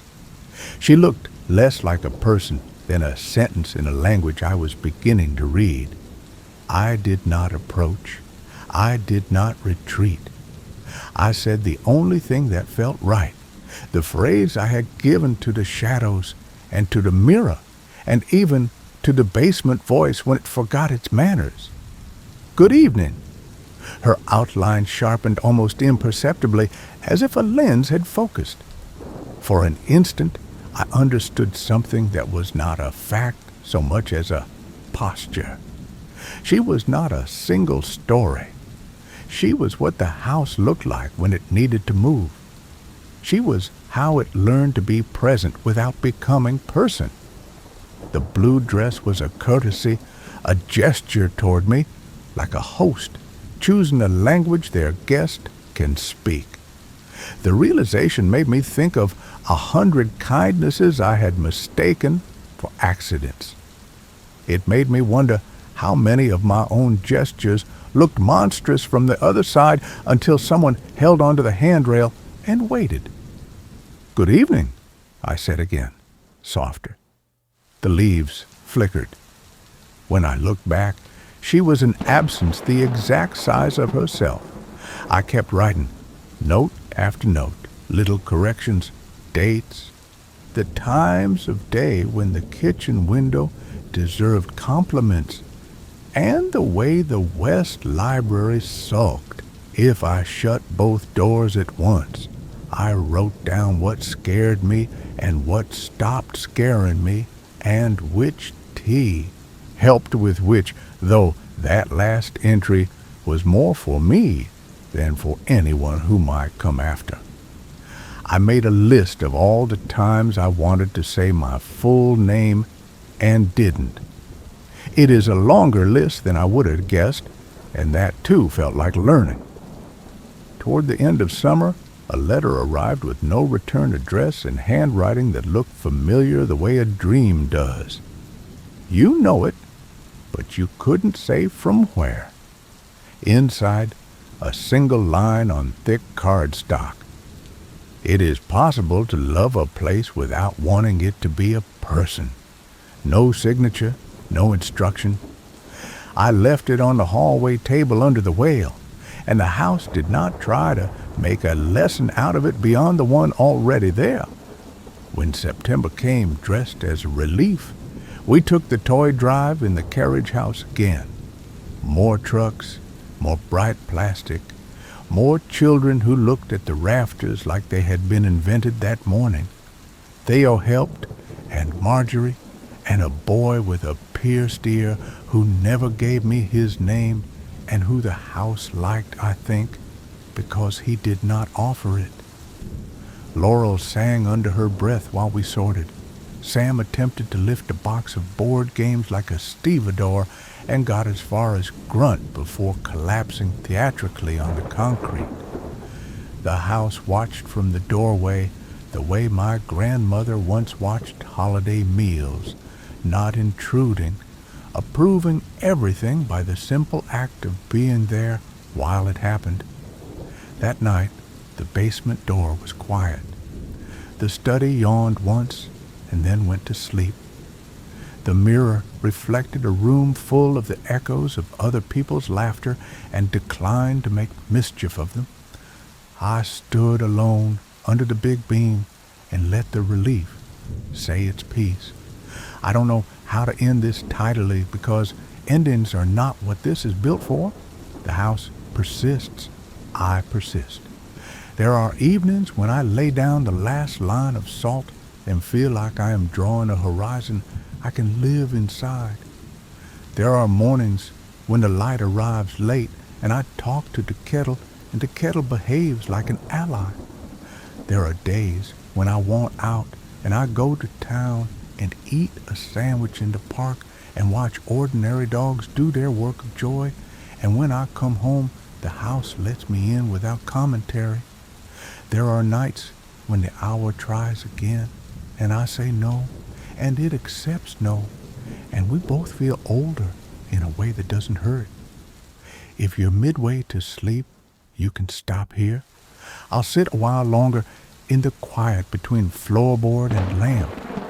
Somewhere on the third floor, a chair rocks, because a chair sometimes rocks. Somewhere beneath the kitchen, a voice practices a grammar it will never master. Somewhere in the dark addresses the color of memory, and the presence negotiates how visible it needs to be. I keep the rules written where I can see them and where I can't. I keep the kettle near, and the broom, and the bag of salt, and a pencil that makes a good dark line. The house and I have agreed to carry each other lightly. That's all most of us can ask. By October's back, half the light did that thing I love, where it skims the floorboards like a hand smoothing a sheet. The house seemed to take the season as a compliment. Even the study, persnickety as ever, opened its window 2 inches without argument on any day the air smelled clean of rain. I had fallen into the habit of writing my notes in pencil, a superstition of its own, I suppose. Pencil invites revision. Ink presumes too much. One afternoon, I flipped back through the first pages of my new journal and saw how my hand had changed since spring. The early lines were stiff as a chaperone. The recent ones had learned to lean. Rules became observations, and observations braided into small graces. The east window forgives late mornings. Say good evening, even when you aren't sure what you're speaking to. Don't interpret everything. Let some things be scenery. The mail brought a padded envelope with no return address and a smell like old cedar. Inside, a music box, walnut with a brass inlay, the sort of thing antique shops put in a locked case because it knows too much about fingerprints. A note in a tidy, unfamiliar hand. This belonged to Cornelius Wexley's wife. Thought you keep it better than a shelf would. Kay, my cousin, I guessed. The lighthouse postcard had a brother somewhere on a desk near water. I stood with the box in the West Library and felt the house's attention narrow, not with hunger, but with a carefulness akin to a wince. It's a gift, I said to no one in the walls, not a challenge. The lid opened with a reluctance that felt almost moral. The tune, of course it was a lullaby, unhurried. The melody a circle you could walk forever without seeing the same view twice. Spooled into the room like breath on a cold morning. The first bar brought the smallest pressure to my eyes I will not over-dramatize. The second bar wandered toward the ceiling and seemed to wonder if it was alone. By the third, the chair in the old nursery, 2 floors up and a hallway away, answered with a single creak that wasn't quite in time but was attentive. Easy, I said, low. We know how to do this now. I let the box finish its single revolution and then shut it. For a while, I kept it in the library where soft things live.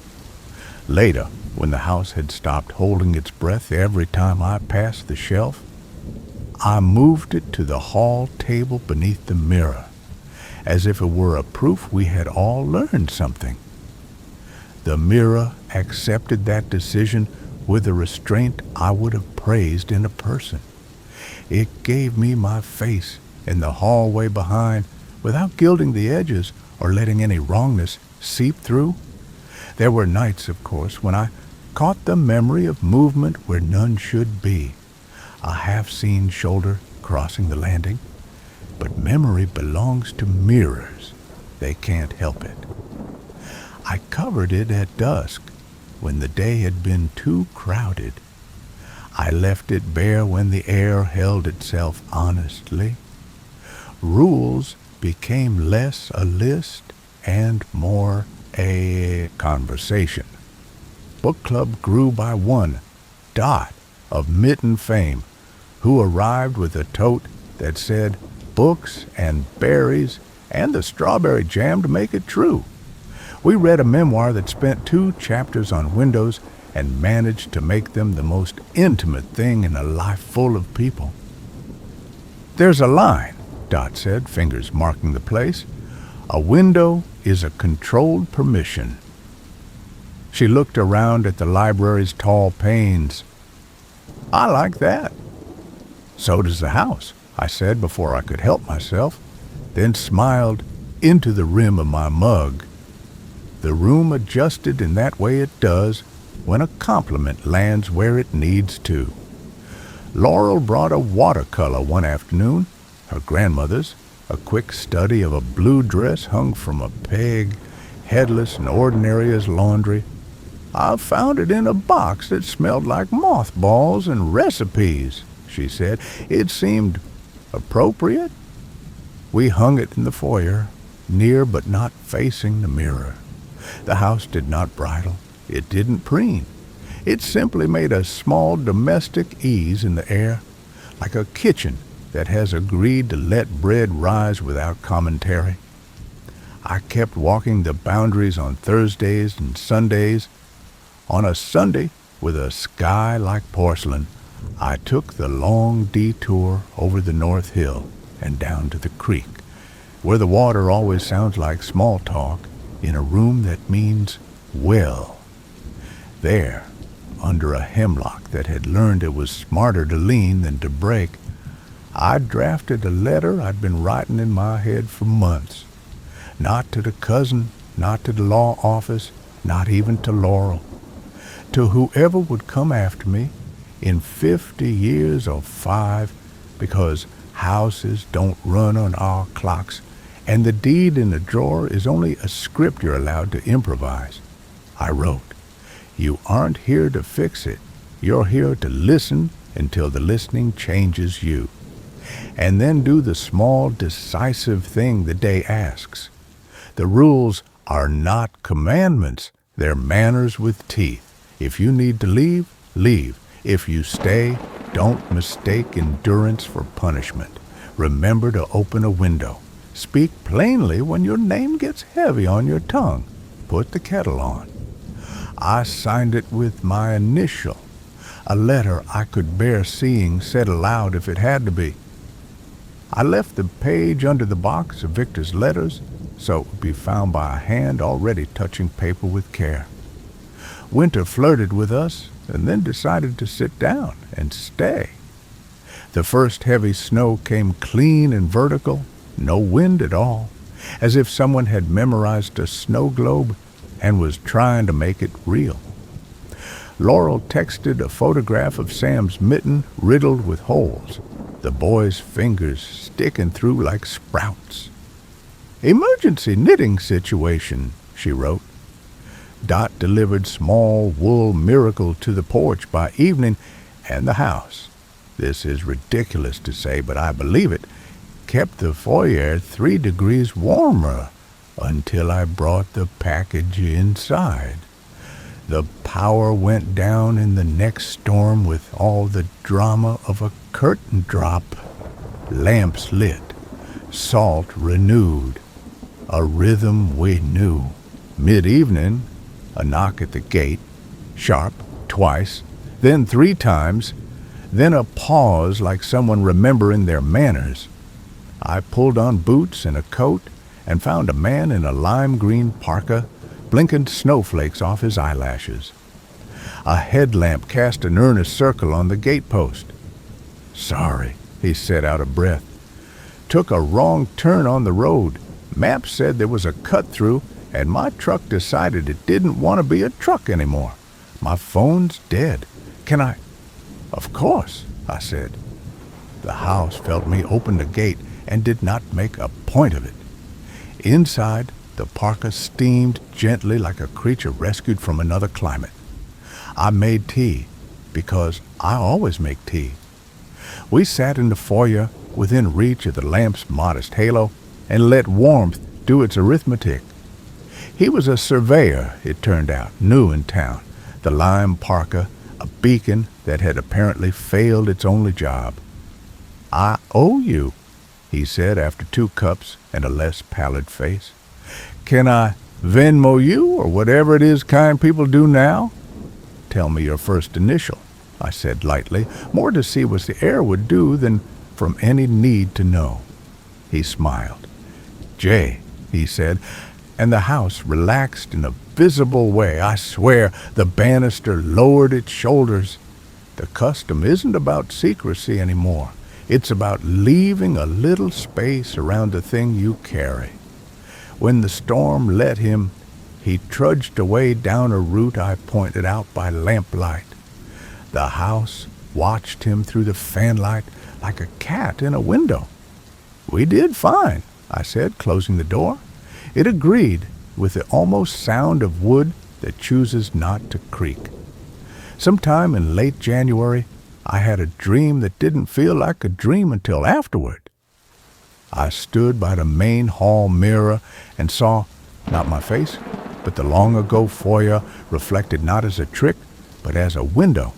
Someone's coat thrown over the banister, a girl's boot knocked onto its side, a spilled sack of something, apples, rolling slowly as if the floor had acquired a slope.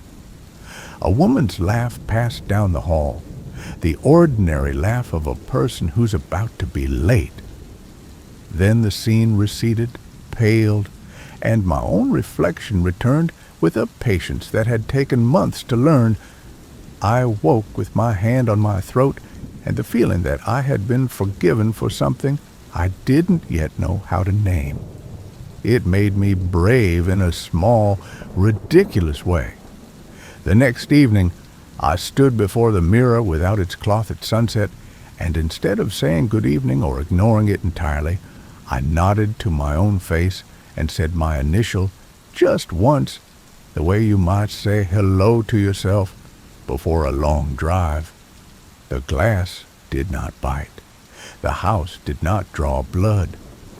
The old hour drifted past the study like a child who has learned to walk and now prefers the next room. I covered the mirror then, not because I had to, but because even bravery benefits from curtains. March, shoulders softening. The last of the dirty snow slumped into the shrubs and disappeared. The path remembered again how to be dirt. I painted the east bedroom a color with an embarrassing name, Wren's Nest. That was really just the first green bud on a stubborn stick. The house approved by offering up a set of bed slats from some other era that fit the modern frame as if they'd been planning this partnership for a century. Laurel and I walked the right-of-way and found a new break in the fence where deer had been politely impolite. Sam discovered mud in a serious way. He stomped, he fell, he stood again and laughed at the astonishment of being both filthy and fine. "He's learning the rules," Laurel said, smiling. "Which to keep, which to test." "That's the job," I said, "for all of us." Back at the gate, she paused the way she sometimes does when a sentence is looking for her instead of the other way around. "You seem settled," she said, not quite asking a question in case it vanished if she did. "More than last year." "I wrote my will," I said, startled by my own plainness. "I named a house as itself, not as property. If I go, it goes to a trust, to a person who knows how to listen. I asked Kay if he'd consider being a trustee. He sent me a postcard with a lighthouse that looked smug and wrote, 'I accept, provided your house never meets my fog.' They'd elope and leave us a note." Laurel laughed, a quiet that drew color from the air. "That's good," she said. "It's good to decide where your rules go after you're done needing them." That night, I wrote a new line in the journal.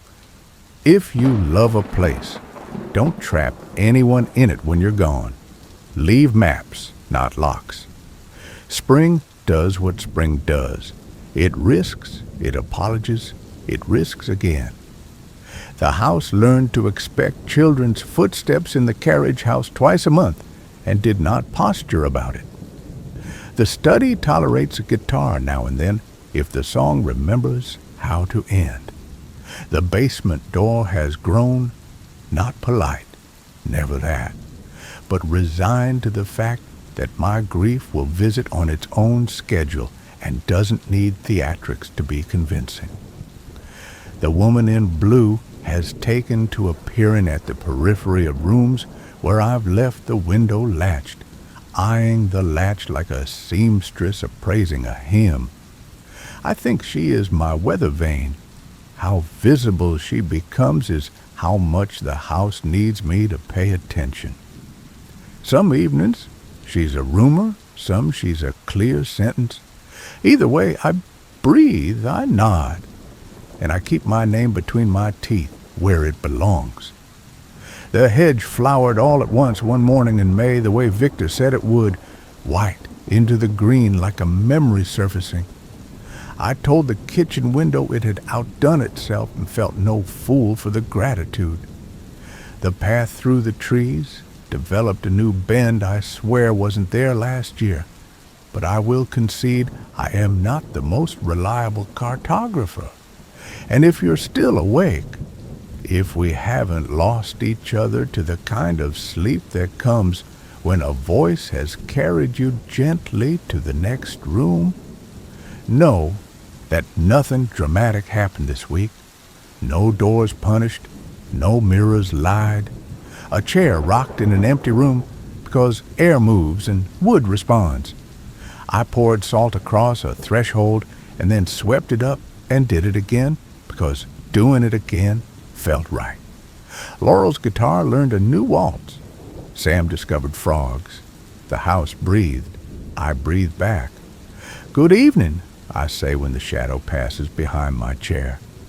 "Good evening," it answers by moving on. Coexistence holds. It doesn't always feel like victory. It often feels like weather. Something you live through and in and with and sometimes because of. That's all right. I have boots by the door and a kettle on and a handrail to catch if I forget how the stairs go in the dark. By June's second breath, the road dust settled into the hedges as if it had been invited. I took to walking the path at dusk when the birds stitched their last lines into the trees. The house liked my return at that hour. I could tell by the way the foyer smelled faintly of wood warmed all day and then deciding to share. One evening, just as the light was turning to the color of remembered butter, I found chalk beneath a curl of wallpaper on the second floor landing. Not a child's scrawl, accurate lines, neat measurements. A square divided into smaller squares with small arrows pointing to corners. Cornelius Wexley's hand, probably. The mind that made a room before the carpenters did. Beneath the grid, a little note in pencil so faint I almost missed it. Don't forget the angle of return. The phrase sat with me the way a question does when you're sure you know the answer, but not why you know it. Return had an angle. It wasn't a straight line back. You could go out and not aim for the exact place you left and still arrive.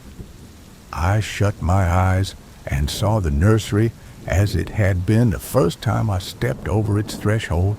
Angles wrong, distances sulking about the laws they were meant to obey, and understood in a way that didn't require proof that building and unbuilding share a grammar.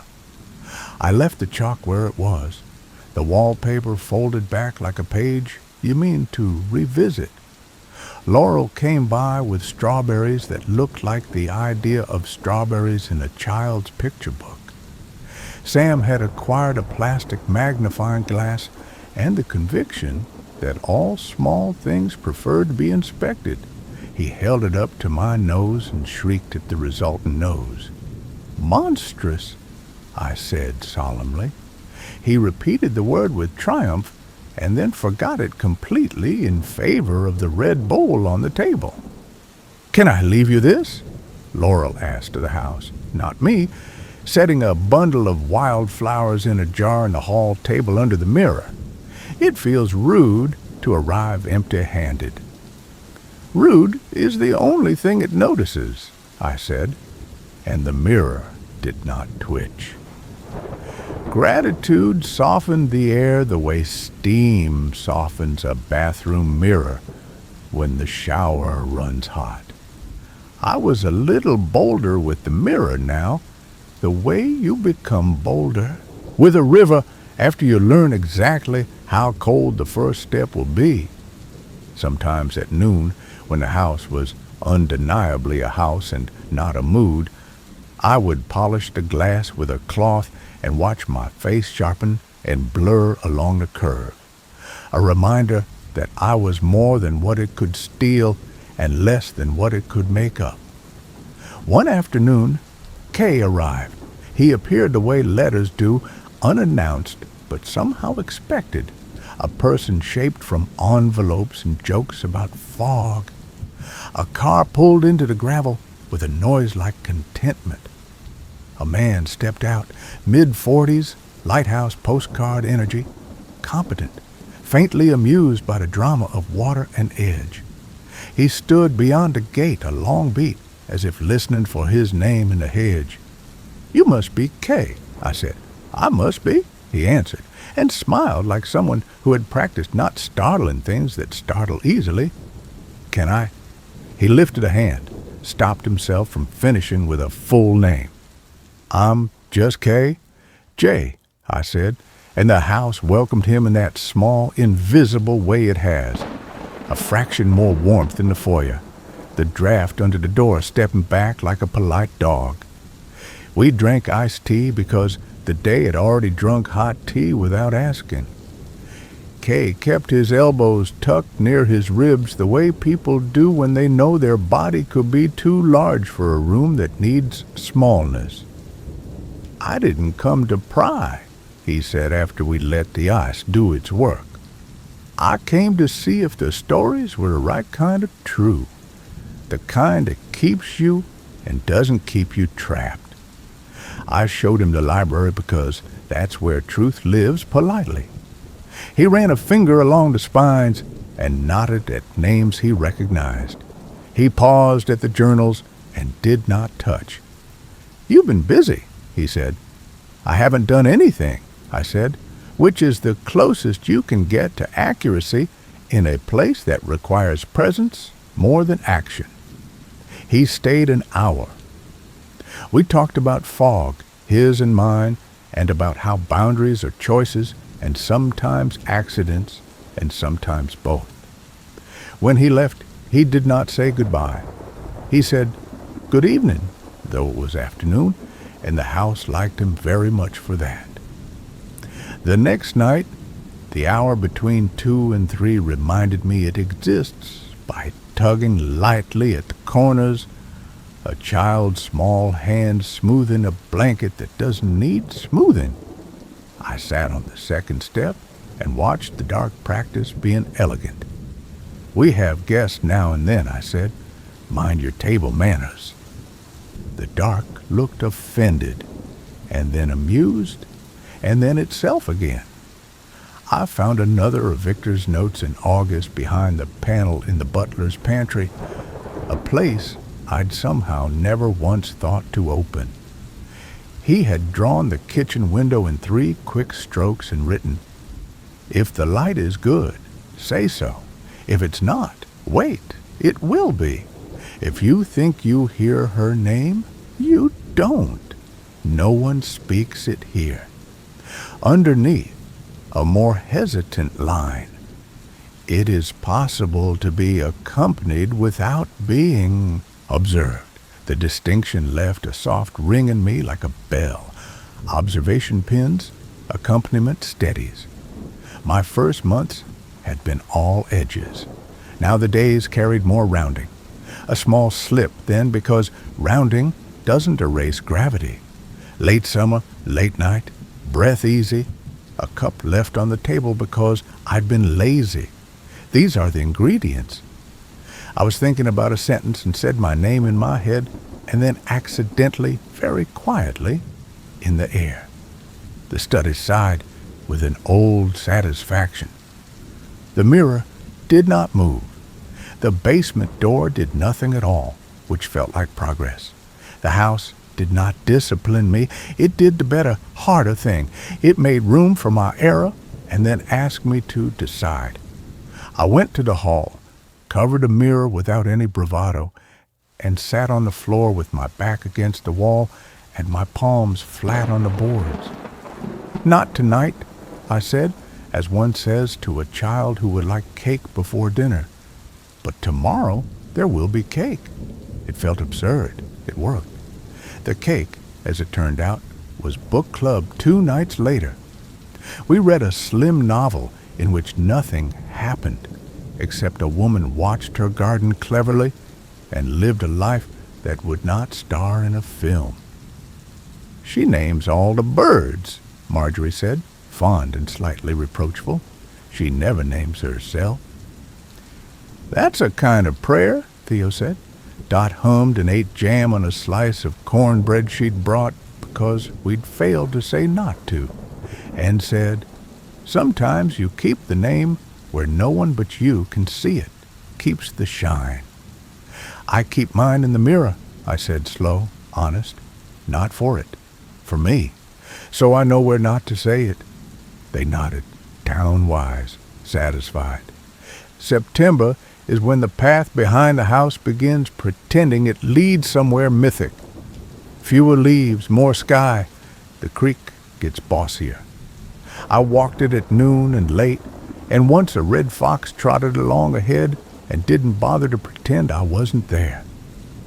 The woman in blue stood under the elm again on a Thursday that smelled like pencils and rain. She had the gravity of a hiatus, quiet but present. I lifted my hand, palm out, a greeting not meant to be received so much as acknowledged. She looked, how to say it, thinner, not diminished, distilled. "Evening," I said. She inclined, the almost bow a person makes when they have learned politeness and prefer not to use it unless absolutely necessary. Then she was the kind of absence that doesn't close behind it, but leaves a door ajar so air can remember. October, back, with its flattering light. I painted the hall a white that made the woodwork feel like it had been waiting all this time to be seen. While the paint dried, I moved the music box to the dining table and, as if relieving the limb that has been asleep, wound it. The lullaby this time found a harmony, faint, hesitant, a second voice in the far distance, like someone in an upstairs room humming along because not humming would be rude. The chair in the nursery didn't rock. The air did, a little, in approval. I didn't cry. I thought about it. The house held. Laurel and I walked at dusk one evening and came back by way of the cemetery, which is as sensible a route as any in a town where history is a neighbor and not a theme. I pointed out where Victor lay. Plain stone, plain dates, the dash between them a little longer than some. "He wrote letters he didn't send," I said. "Lots of people do," Laurel said, tightening her scarf. "Some of them are to the living." At home, I found myself at the dining table with paper and a pen I'd once reserved for invoices and now used for polite confrontations with myself. I wrote to my mother. I did not mail it to anyone.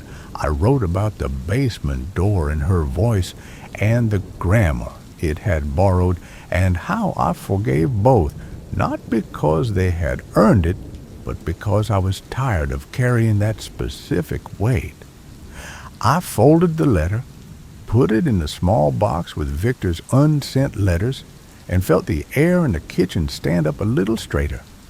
By first frost, The hedges had made their accommodations, and I had made mine. Kay sent a box with a coil of foghorn rope inside because his sense of humor has the same softness mine does. The rope smelled like water that has learned to be serious. I put it by the back door and looped it once around the newel post. The house liked the fiber, old and honest, and I liked that the loop looked like a promise I hadn't known I needed to make. On the longest night of the year, I woke without the aid of weather or fever. The stairs were quiet. The mirror was veiled with a scarf that had belonged to someone else first. The study had dressed itself in calm. I made tea because it was the hour for it, and because making tea makes you the sort of person who can sit in a long night without it sharpening itself on your bones. At 2:23, the house breathed differently. You would think you couldn't hear breath in wood. You can. It pulled in and let out with a shiver that wasn't cold. I stood at the bottom of the stairs and said, "I'm here." Across from me, the space the woman in blue sometimes took on pushed inward, a tide turning. I did not look toward the basement. I did not look toward the nursery. I looked at the empty runner, the way lamplight caught a thread and made it bright, then let it dull again. "Good evening," I said, like always. It is a greeting and a spell. Something passed behind me on its way to elsewhere. It did not linger. The sound was the sound of someone late to a train they do not intend to catch. The mirror stayed asleep under its scarf. The kettle reminded me it existed. I poured the water, added lemon because the night felt like it needed a little citric truth, and sat with my palms around the mug until the heat became mine. I didn't sleep again right away. I watched the window become window after being dark for so long. The birds got their small guitars down out of wherever birds keep them and tuned up. The house, which had been braced for a long remembering, unbraced. A chair rocked twice and quit, the movement clean as a period. In the morning, I found the faintest trace of salt on the back step where I hadn't put any. A gesture returned. I smiled at nothing and at everything. I swept it up and drew a new line, because you renew the things that work. If you're almost asleep, go. I'll keep the watch that doesn't require anything more heroic than patience. The house will breathe, and I will leave the mirror covered until the sun stands fully up, and somewhere a chair will take its cue from the air and sway because swaying is what eases it. I'll say good evening again when the day rolls back on itself, because if repetition is a spell, it's also a comfort. By late January, the sun found a thinner way through the east windows, as if it had learned the house's habits and adjusted its own. I was putting away the kettle one morning when the phrase I'd tucked in my pocket weeks ago wriggled free, the angle of return. It surfaced while I was doing nothing at all, drying a plate, thinking about bread, and landed with the weight of a tool I had somehow been carrying without a handle. I went to the second-floor landing, where the chalk marks hid beneath the fold of wallpaper, and stood in the exact center of the square Cornelius had drawn. The air shifted the way a page shifts when you move your finger from margin to margin. I took 3 steps back at a diagonal, 45 degrees toward the stair, then 3 forward to the same center. It felt ridiculous, which is often how understanding introduces itself. The corridor straightened in my bones, not in my eyes. The nursery door, down the hall, and unassuming as an old secret, stayed a door. The handrail under my palm felt less like a boundary and more like permission. I repeated the steps. Center, diagonal back, return. I didn't write this rule in the book. Some instructions work better when they live in the body. That afternoon, Laurel came by with a bag of oranges that announced themselves like a small parade. "Sam's in a phase," she said, grinning. "Everything round is a planet. He will name the pith if you let him." "Pith is a good word to know early," I said. And the house smoothed its light on the hall floor, perhaps pleased that someone had brought something that smelled like summer in a bowl you could lift with one hand. We carried the oranges to the dining table and peeled 3 with the deliberation of people who have given themselves the luxury of deliberation. Laurel watched the way my shoulder turned as I reached for the trash bowl and narrowed her eyes the way a field scientist does when a pattern walks past pretending to be coincidence. "You move differently," she said. "Did I?" "You stepped like you were listening to a staircase." "I'm practicing how to come back," I said. She nodded, as if that made ordinary human sense. She stayed long enough to tune the small guitar and set a few notes loose into the library. The house liked the key she chose. I could feel the woodwork slacken by a degree, the way shoulders do when a tune remembers to resolve. After she left, I tried the angle again, this time at the turn near the study. Center, diagonal, return. The room did not misbehave. The mirror in the hall, uncovered because midday is a safe hour when the weather is honest, offered back a version of me that looked like it had slept and meant it. I touched the frame with the back of my knuckles and said, "Thank you," which I have learned is not the same as asking for anything. Kay wrote in March, a short card with a drawing of a fog bell he'd done in black pencil, precise and loving. On the back, "Your rope is doing fine work as a doorstop in my head." I wrote back that mine had learned the newel post and liked it. He added 2 more trustees to the paperwork and sent a copy. The names were initials only, which felt right. We were building a perimeter with open gates. On a rain-soft Tuesday, a woman from the Historical Society called, her voice careful around my answers, like feet on a wet porch. "We're prepping a walking tour pamphlet," she said. "We don't put private houses in the route, of course, but we do include little histories so people don't assume empty fields mean nothing happened there." "Everything happens," I said, and heard my tone soften in a way that made her relax too. "May we say that Cornelius Wexley was a spiritualist, and that the property has been in the same family ever since?" she asked. "No names, no street, just that." "You may," I said. The house did not bristle. If anything, it seemed faintly relieved to have a public narrative installed like a simple coat hook, serviceable, unassuming. For a place that had suffered too many stories, the right kind of summary felt like dignity.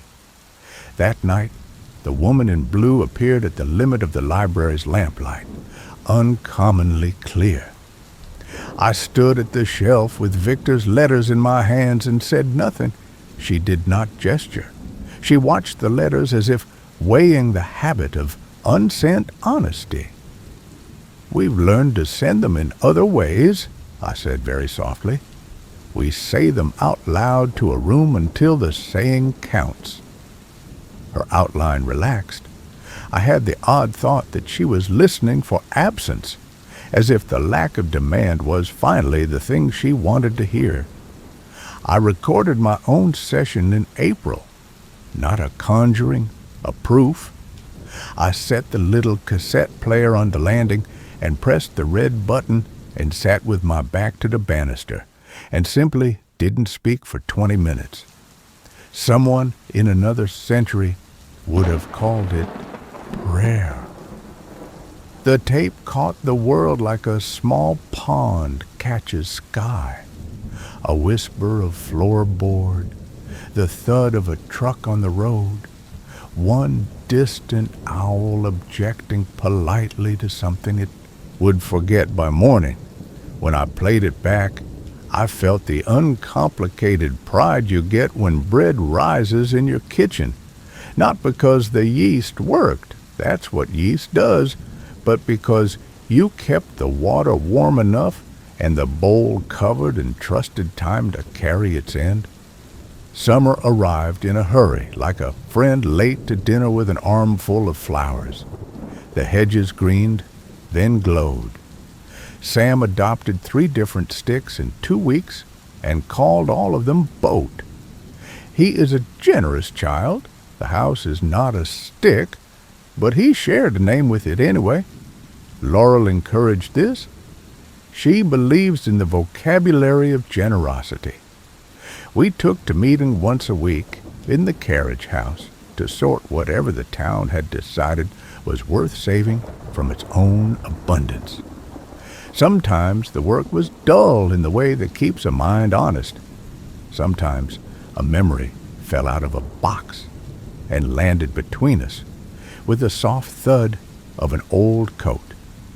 Theo told a story about a set of measuring spoons that refused to sit in the same drawer as a certain salt cellar in his shop.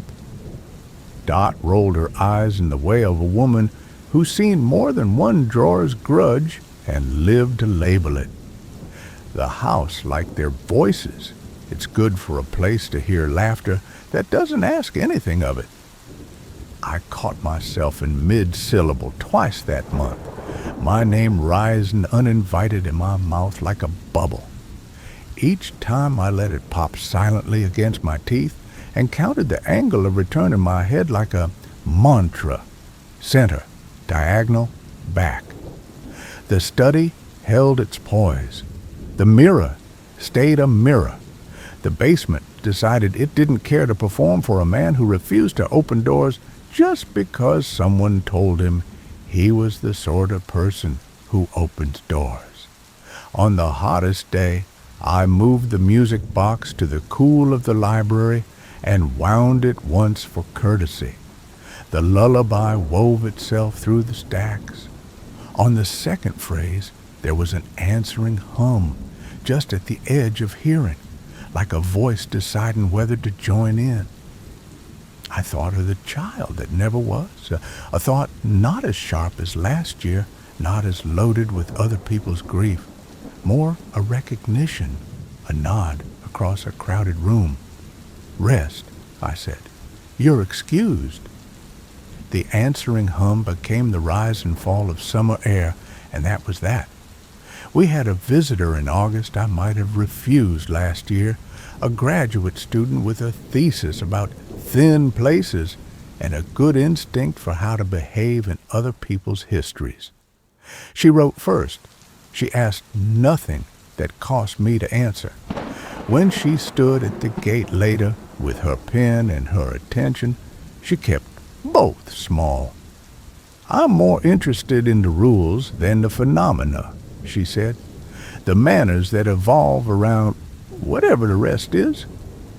That's exactly the interest to have, I said, and let her walk the path with me, the long loop around the north side where the oaks lean their old wise shoulders together. I told her about salt and dusk and the half apology you make to mirrors. I did not say anyone's name. She didn't ask for one. When she left, she thanked the house without turning it into a person, which is to say, she said, "This is a good place. I'm grateful."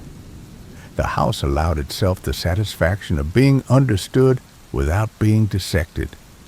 By September, I felt a tug in the study at off hours, a curiosity from the old hour that had learned to wear a different clock. It wasn't hunger, it was checking, the way you look up when someone you care about walks to the end of the block and you want to be sure they remember to turn. I stood at the threshold at noon and thought of handrails. "I haven't forgotten," I said. "I'll mind my footing." The room brightened the slightest amount, and whether that was only the sun remembering its angle or something else, I took it. Kay visited again with a paper-wrapped parcel that smelled like machine oil and coast. Inside, a ship's cleat, tarnished and proud.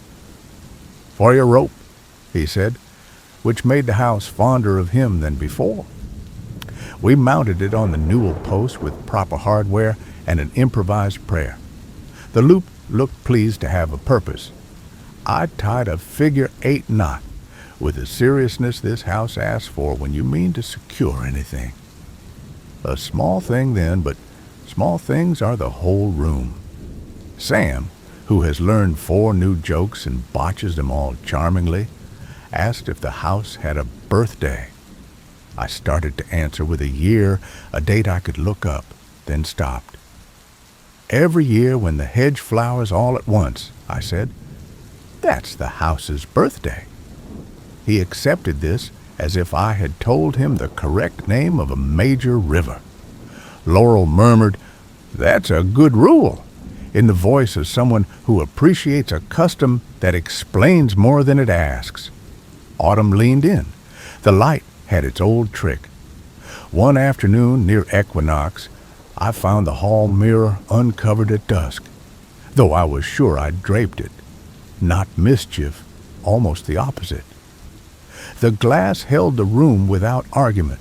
I stood in front of it a long moment, and then, instead of the usual greeting or the sensible avoidance, I spoke a word I had never once tried here. Home. Not to the mirror, to the room that the mirror held, to the arrangement we had made, the handrails, the tea, the salt, the way we both kept our hours. The house, which has opinions about sentimentality, did not sigh. It accepted the word the way wood accepts stain, a little deeper than paint, willing to show grain through. That night, I added a line to the journal and tucked it among the others where someone might find it when I'm gone. "You can love a place loudly elsewhere. Here, love it with chores. Sweep, boil water, check the latch, cover the mirror, uncover it when the day allows. Say good evening, then let the evening be good on its own." Toward winter, the study tried one last trick, or perhaps offered one last lesson. I'd been writing late, too late, the kind of late that makes the mind careless and the tongue eager to name everything. The sentence snagged. My full name climbed into my mouth like a fish you did not mean to land. I felt the old attention gather, the room waiting, the corridor taking a breath, the basement cocking its head as if to say, "Well?" I closed my eyes and moved my weight to the center of Cornelius's chalk square. Center, diagonal, return. In my chest, the geometry made itself. The urge slid away without needing a performance. The house, sensing the tiny rehearsal, relaxed so completely the radiator forgot to clank, and the clock for a moment was the only sound. I slept with the door cracked and woke to a house that had chosen small mercies. The kettle left in reach, the mirror decently covered by the scarf that matched the season, the nursery chair still as patience. The woman in blue stood, not in invitation, not in warning, at the bend in the corridor, where the evening always looks richer than the afternoon. I lifted my hand, palm out. She inclined. The greeting did what greetings do. It set the terms of the next breath. If you're drowsing, you can let go now. The rule holds. I'll mind the hour and the handrails. I'll wind the music box when it seems appropriate. I'll write the next line down with a pencil that makes a good dark mark and doesn't pretend to be permanent. The house will remember, as it has learned to, without turning memory into a test. And when the shadow crosses the room behind me, I'll say good evening and mean it, and go on writing until the tea cools and the day turns itself toward another morning.